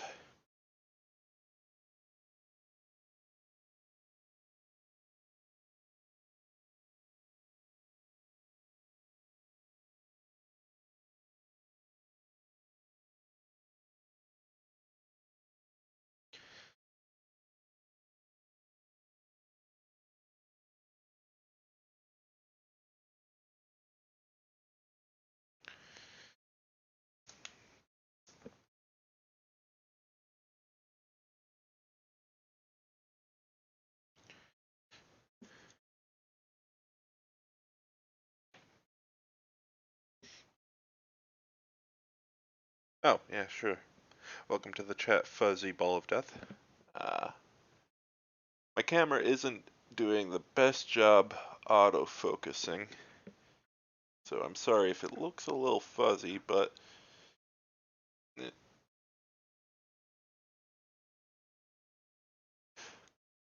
these guys have there we go, that might be better, a base coat in phthalo blue, then a highlighting in snow blue with some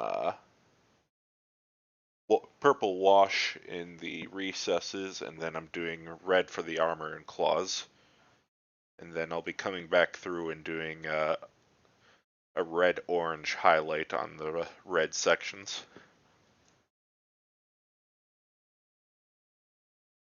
Yeah, the Nids are definitely a scary species. They are quite vicious.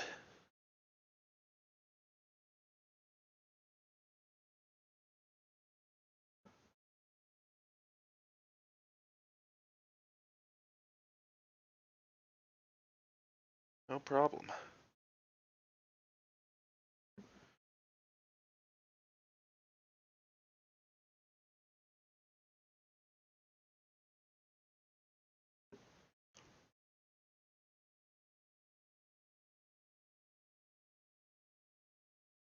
Yeah, I'm trying to get a whole arm of these guys painted up so that I can do boarding actions with them, with my friends.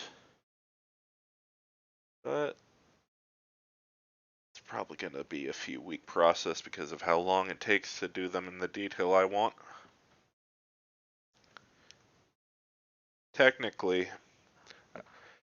according to Games Workshop rules, just with the light blue, the dark blue, and the purple I've got on these ones are ready for the tabletop, but I want to go the extra step, get the red detailing in, get the highlighting done, make them pop a bit more. I think this guy's gonna get the red treatment on his tongue too. And I might even, for a little bit of extra contrast, go in with like a fluorescent yellow for their eyes. Just to give a little bit of contrast to the complementary purple color scheme I've got going on.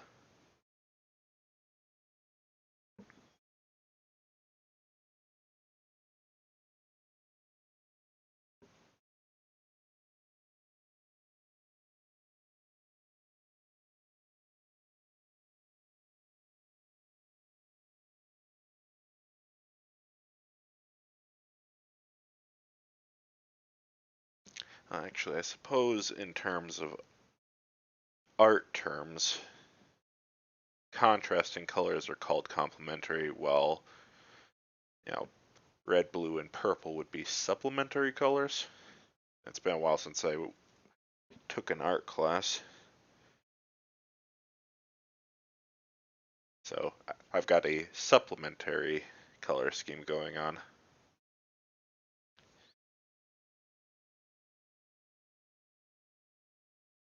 Personally, I think that's a bit backwards. I think colors next to each other should be complements, while we should refer to contrasting colors as contrasts, but c'est la vie.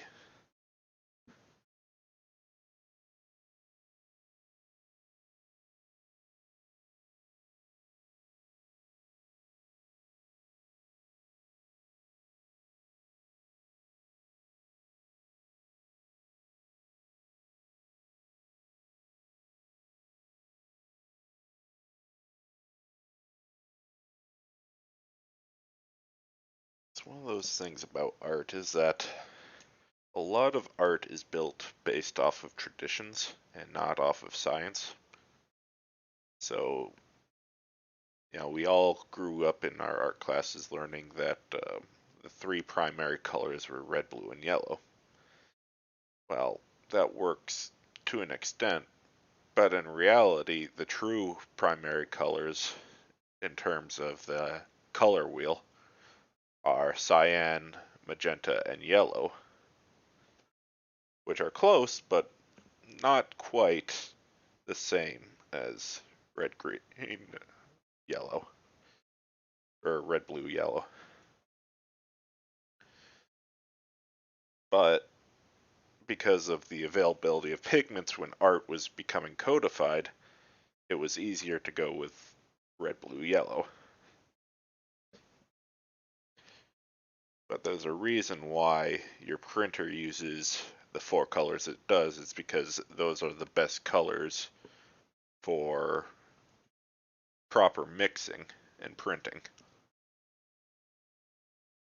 Because they're more closely accurate to the 120-degree separation on the color wheel.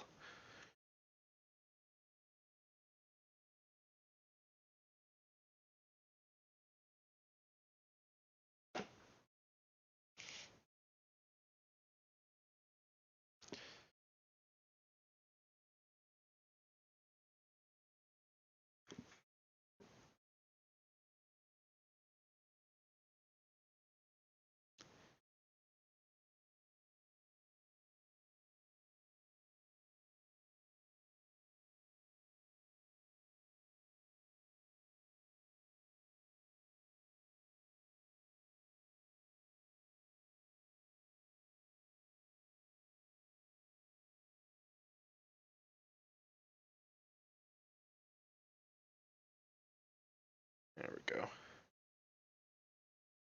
This guy's all good to go. Instead of the others, he's got, well, I guess some of them have the 5-finger hands and some have all claws, but I think the hands can stay the nice blue while the claws only remained red.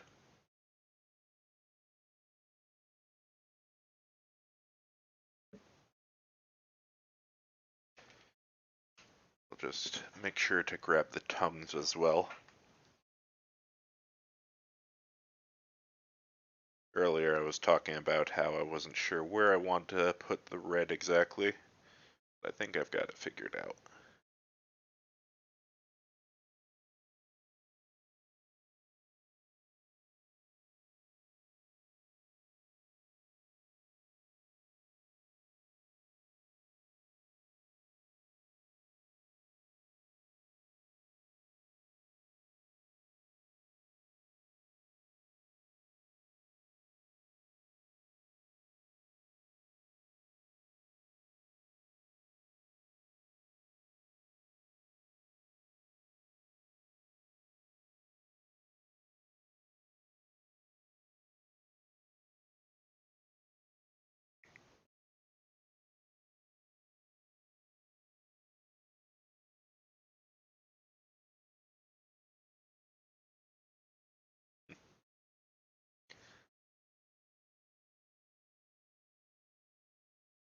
I used to live with my parents for a little bit a few years back before the pandemic.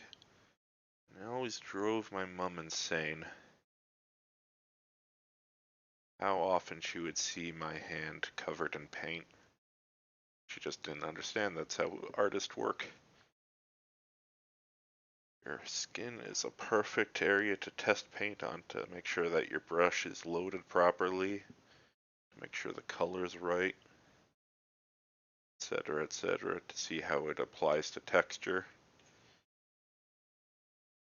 Washes off eventually. But no, God forbid my hand be a little dirty.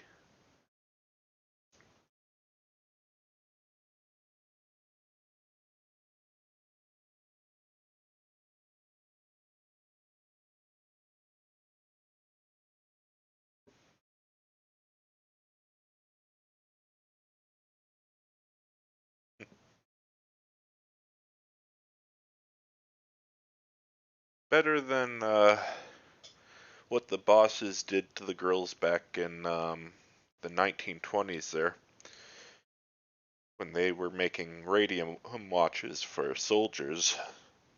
They they told the girls, just run your paintbrush between your lips. It'll help you make a good fine point. That's how the radium girls happened. Poor, poor women.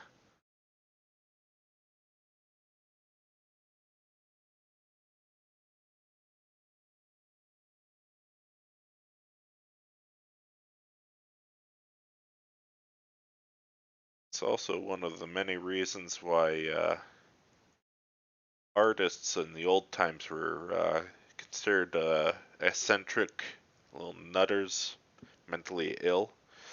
Because back in the day, we used a lot of unseemly chemicals in our paints. You wanted a nice, vibrant white, really good light fastness, really good coverage. Well, just use some lead white. So, yeah, every artist worth their salt had lead poisoning. No big deal. Then there was also cadmium yellows, which, you know, cadmium is a heavy metal, so, oof. That had its effects. You also have things like cobalt, which cause serious digestive tract irritation. The list goes on. I think there was a green color that was popular for a few decades there in the 1800s that had arsenic in it. Um, so yeah, just just a whole lot of good stuff. Ironically, there is one color called Prussian blue, which I think is still used today in some circumstances as an actual medicine. So, give or take, give and take. Yeah, that's it. Arsenic green was wallpaper, and they actually found out that a lot of people that lived in rooms with arsenic green wallpaper were getting sick for some reason. Funny that. They also put it in like wedding dresses and stuff.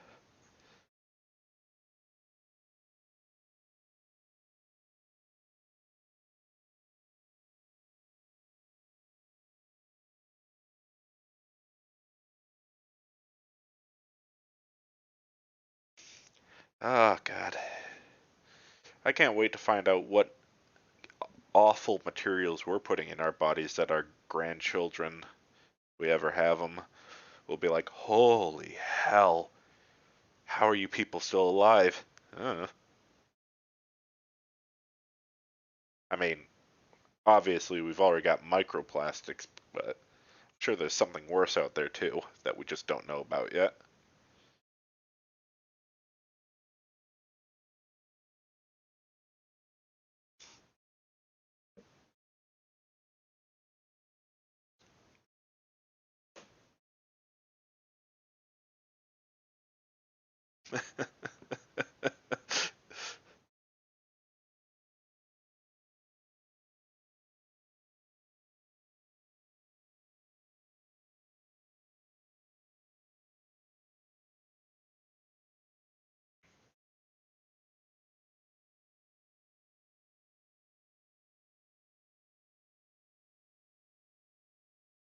I'm just got a feeling we're gonna find out one of these days that like beef or wheat gluten is some potent carcinogen,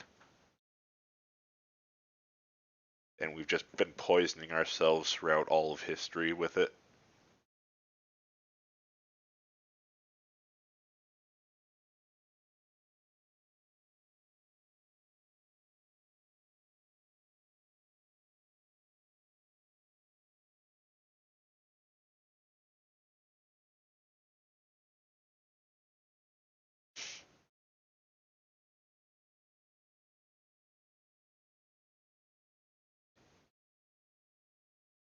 I mean, you're not wrong.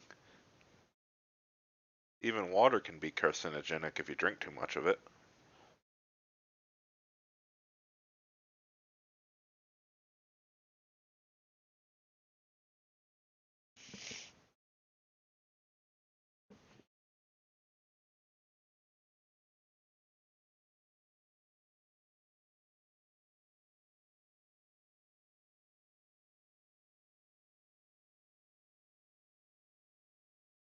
I can't believe you would drink chemicals like that.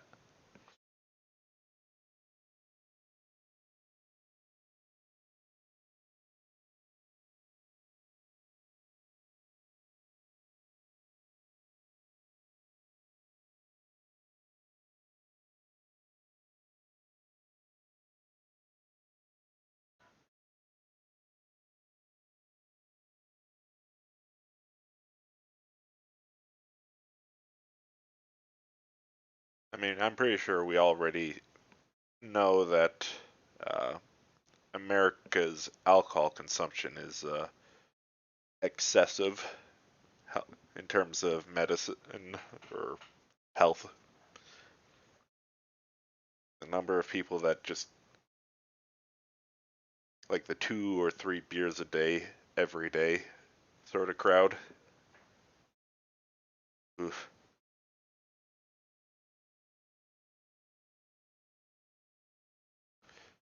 And to say nothing about the stress levels that everybody's constantly under with modern society. Yeah, honestly, maybe just our entire society's a little unhealthy with all this stuff we do. Sips tea.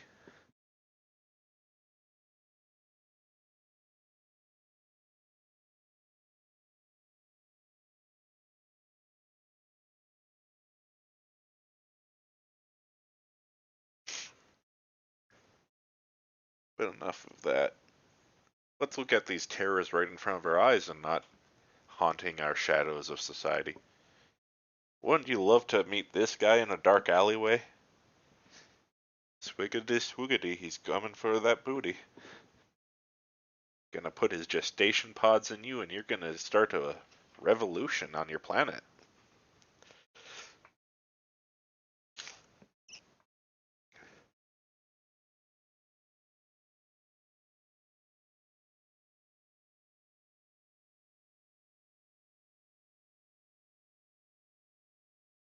I can't believe I've actually ran out of paint.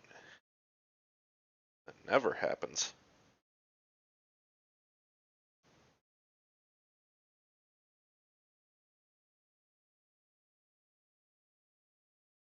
Just one drop more. Hopefully I don't have to add any more to the palette today, but we'll see.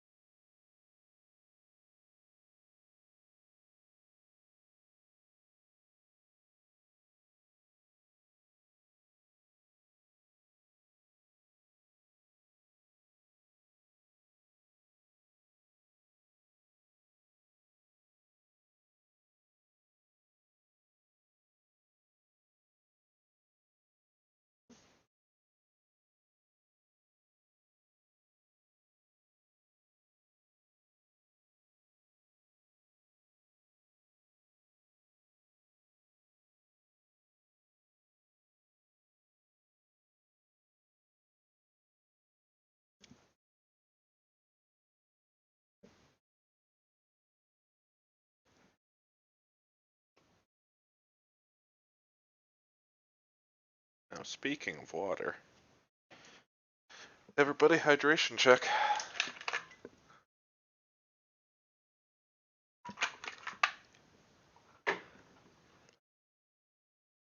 Make sure you are filling yourself up with that good old H2O. Or else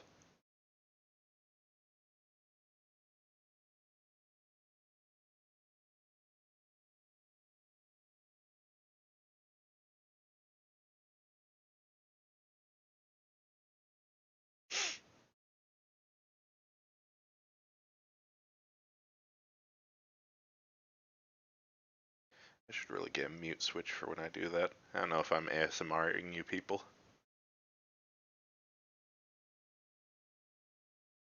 And I'm too afraid to find out.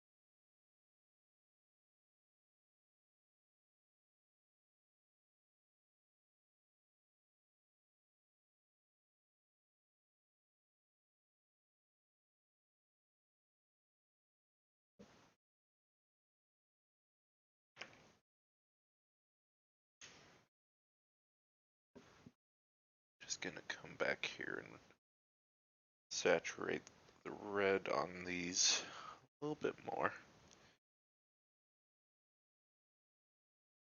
Make sure that I've gotten all the details I've decided to add in during the process, like the foot spikes.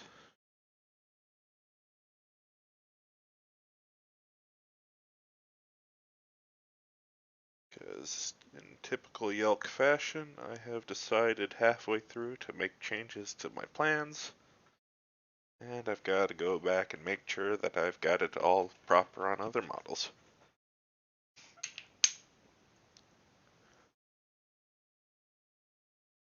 Oh, this guy has different feet.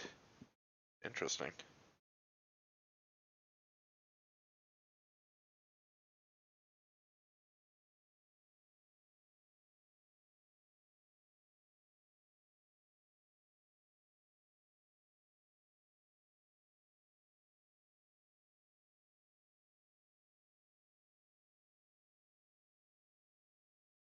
So I'm gonna give him some nice toenail paint.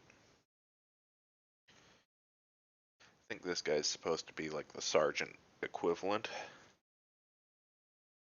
The Gene Stealer leader. With his special shoulder pads, ultra ridged back.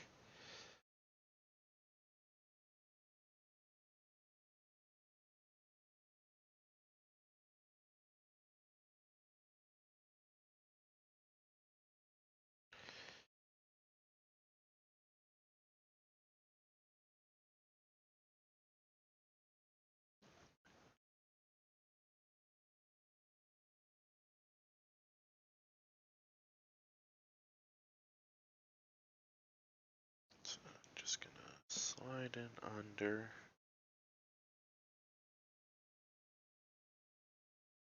Up some on his feet here too. Bit hard to show what I'm doing with the camera with this angle, but trust me, I am doing something.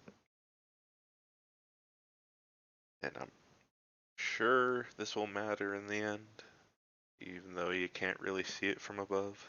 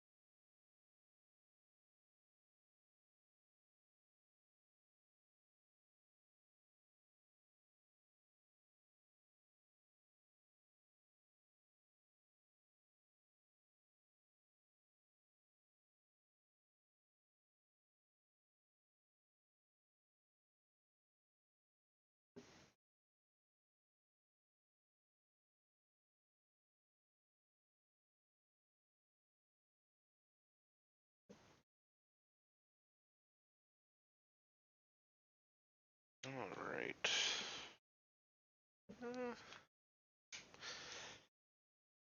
I might as well go whole hog, right?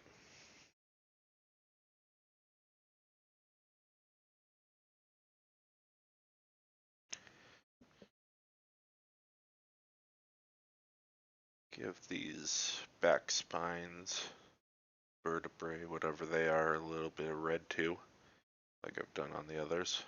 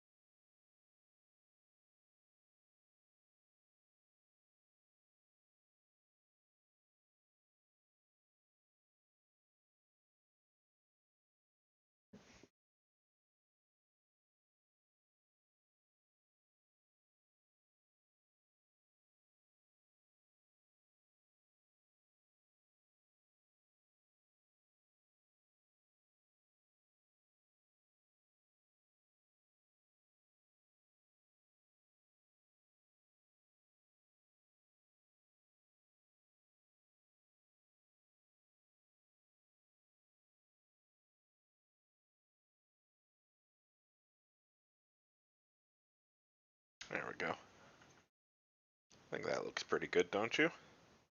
Got that nice line of spines, his tongue, his claws, foot claws.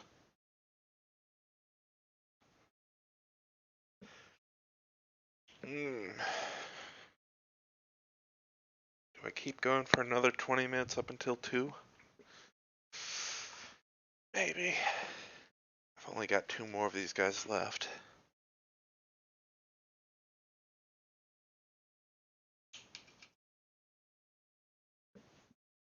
Just gotta take some of my Kit Bash Marines off their pedestals real quick.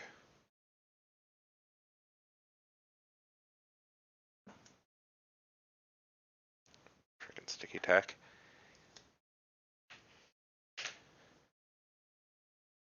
Come on. Get out of there.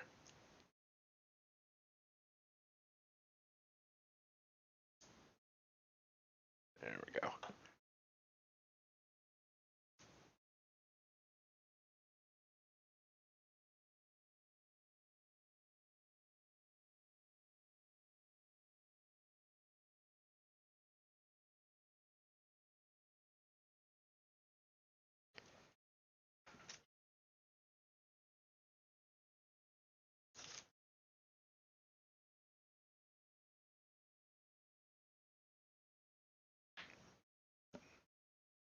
This guy. This one cooperated, unlike the other.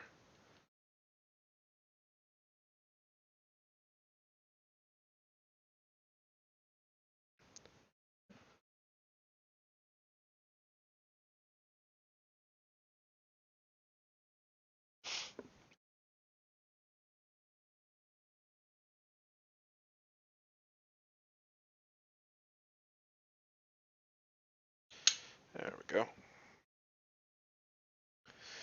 Alright. What were we doing with this type? Just the claws, back ridges, and feet spine.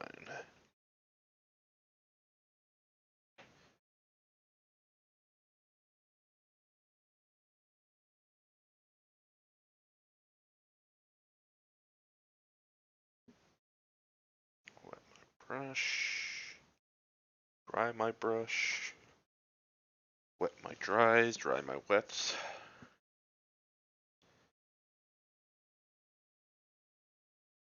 Accidentally spill a bottle of Parmesan onto my models.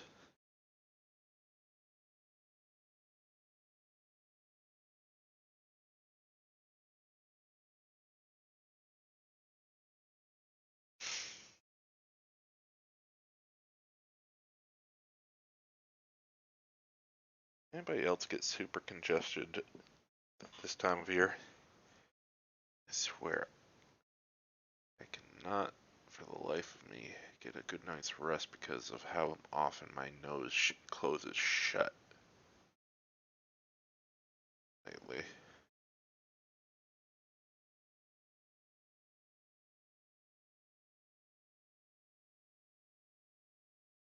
Taken to buying like entire crates full of tissue paper lately.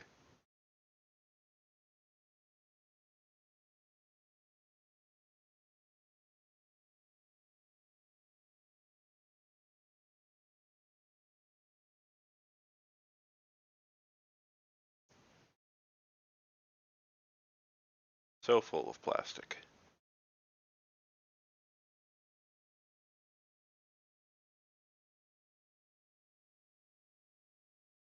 I'm actually more of a hot sauce kind of guy. I want my plastic to be spicy. Maybe a little bit of barbecue.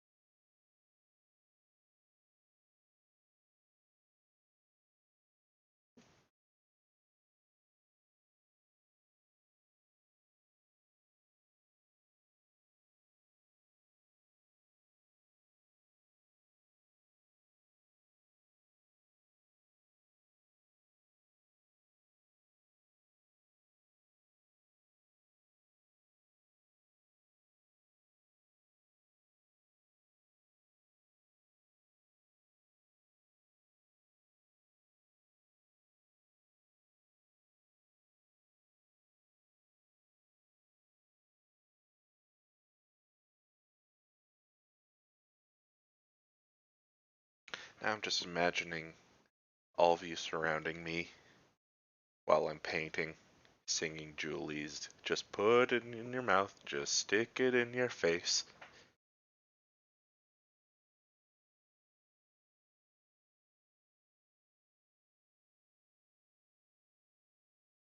Because that seems like something y'all do, right?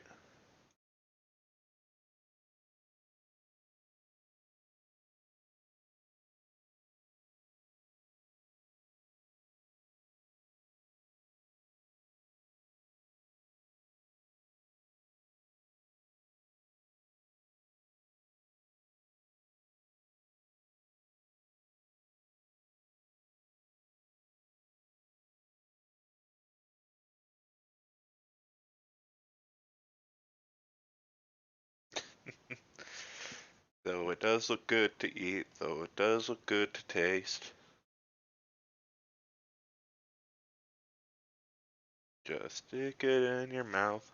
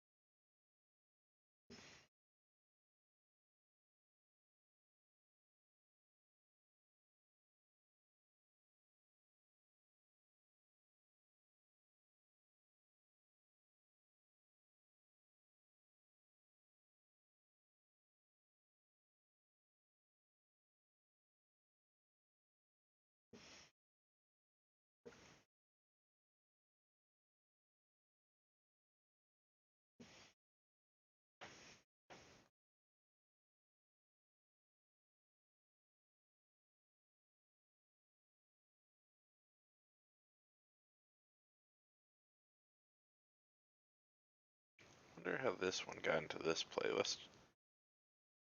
I mean, it's not exactly electro swing, but definitely feels like it ought to be in that playlist instead.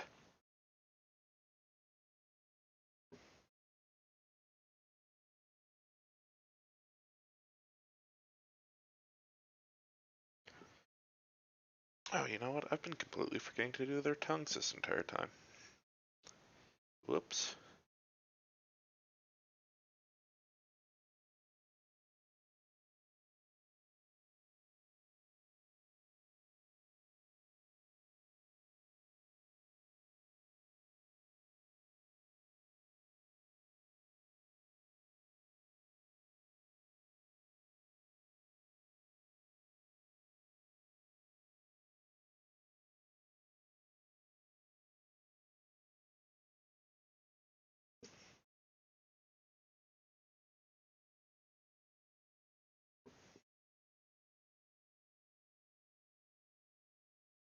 There we go. That looks much better.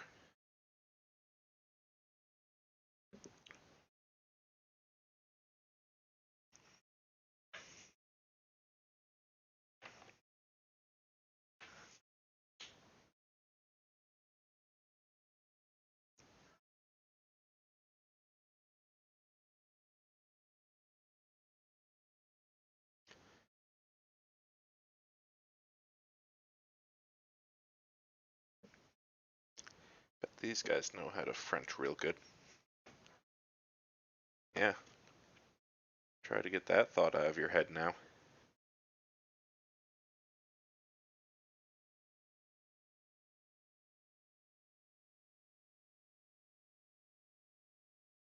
Mr. Forearm Genie Boy here coming to give you a big ol' smooch.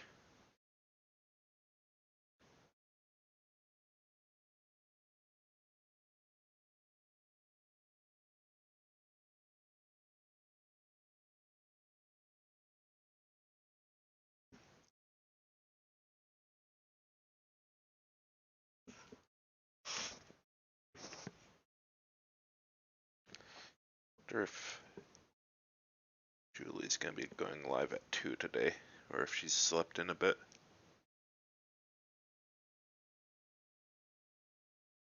Be nice to be able to throw over to her for once.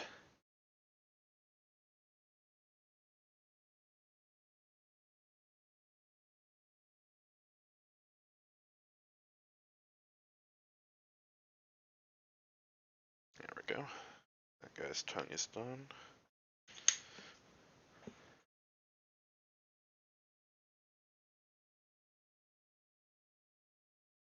Oh, no stream at all? No.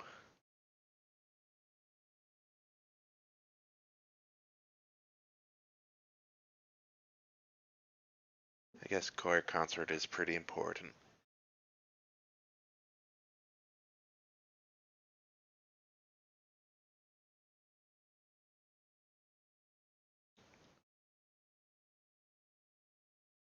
But what will I watch while getting prepared for game night?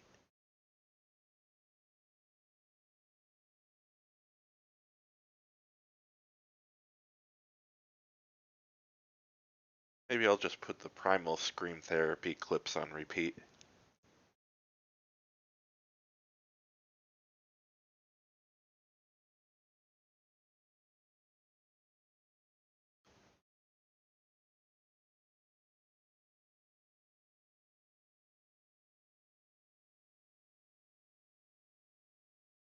Ooh, I should download the Desert Bus now that the torrent's out. Get that while the getting's good.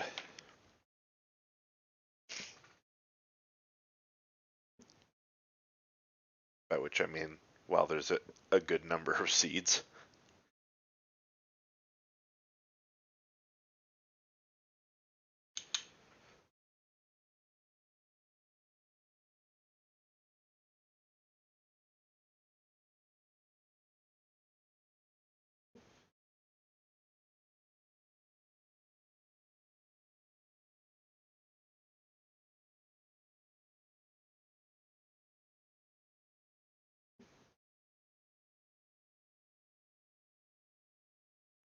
Going a little over 3 hours today, but I really want to just finish up this one guy that I have the full kill team ready. I can just give it a quick spray of varnish after the stream.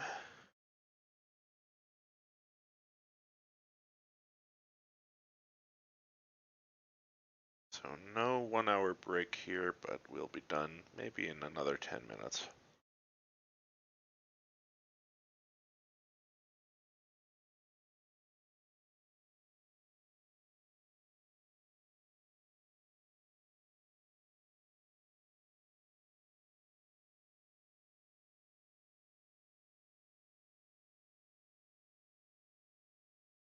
By the way, SJ, when did you guys say you were planning on coming around?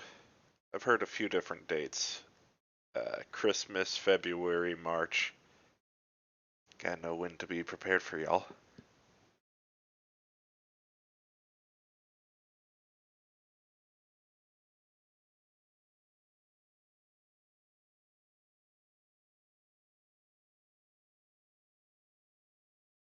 December next year. Who knows?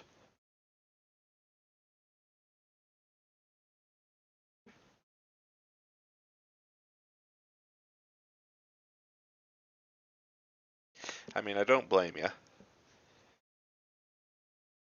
I don't want to drive in snow either. I just happen to live in Michigan, so, you know, it doesn't really work in my favor.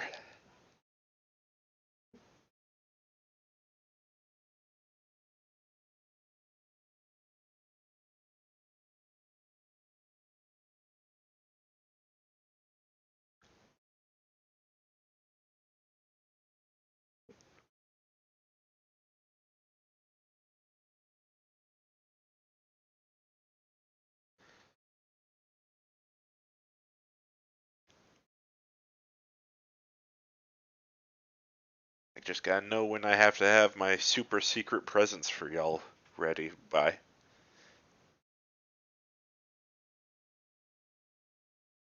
The super secret presents I definitely haven't told dozens of other people about except for y'all.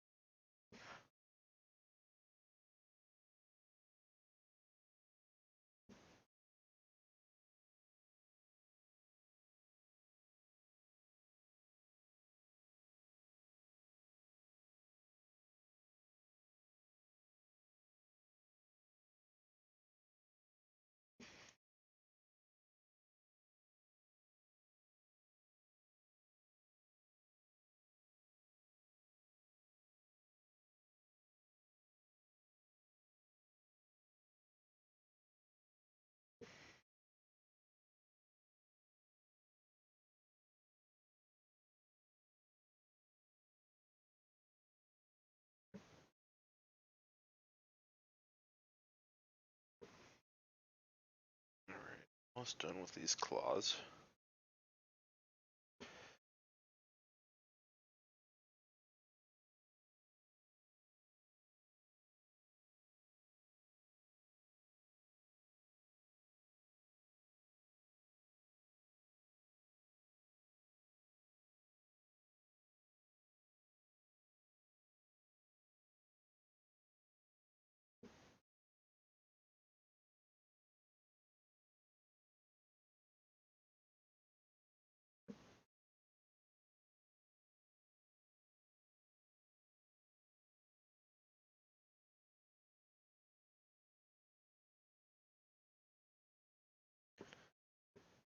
The tongue's almost done. The key to painting this quickly is thin layers. Because the thinner the layer you put down, the quicker it dries.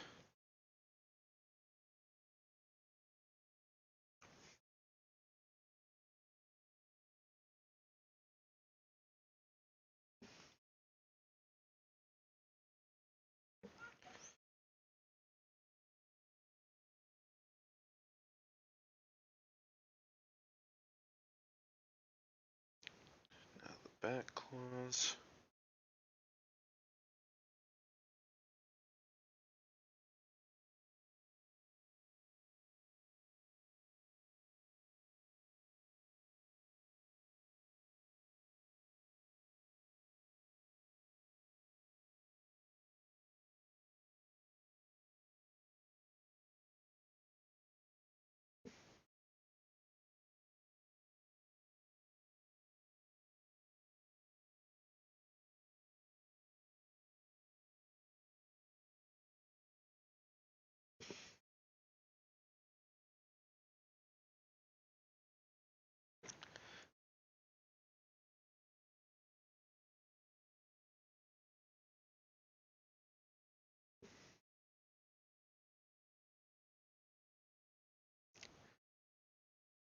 It's impressive how latently sexist music was back in the day.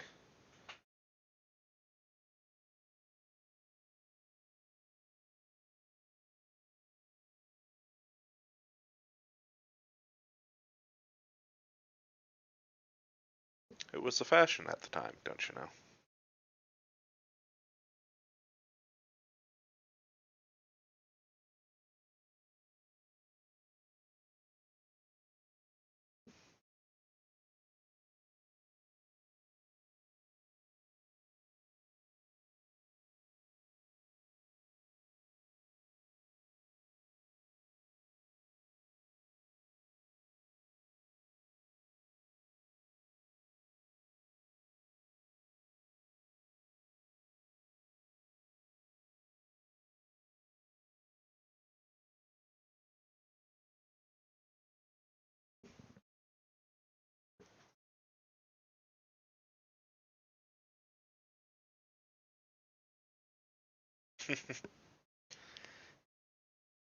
Three, two, one, let's jam.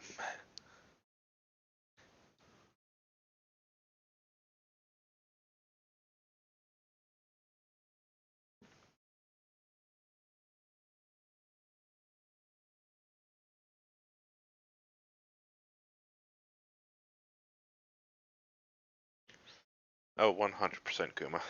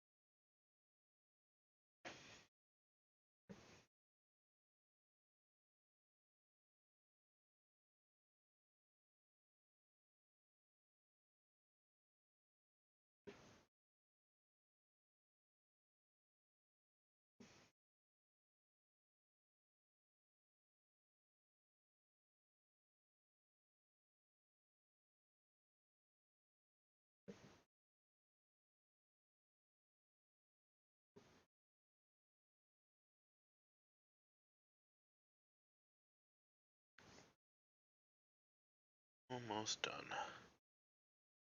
I want to give a little bit more color to this tongue, to these claws.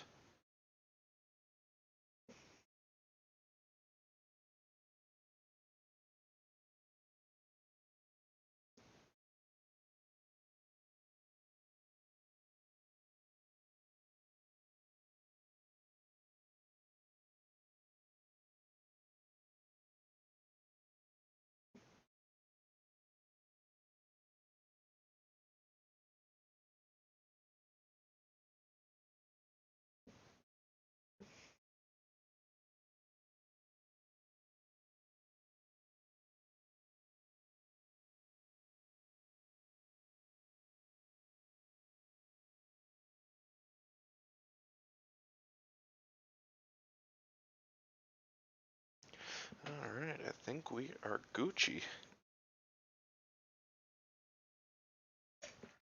Well, thanks again for hanging out with me, everybody. Hope y'all had fun watching and listening. And I think you can probably catch me again this here coming brain work with me here. This coming Monday, I'll probably be back here doing the same thing, except with a set of Necrons that I just picked up, and I also got some fluorescent green, so that's gonna be fun to work with, pro level instead of that basic stuff I was working with. But I think I'm gonna call it a day here. We're gonna toss y'all over to Del the Lemon. She or they, they're non-binary and really need to get better about that. But it looks like they're doing some art themselves too. So hope you enjoy that. And if I don't talk to you soon, have a good rest of your weekend. Thanks, everybody.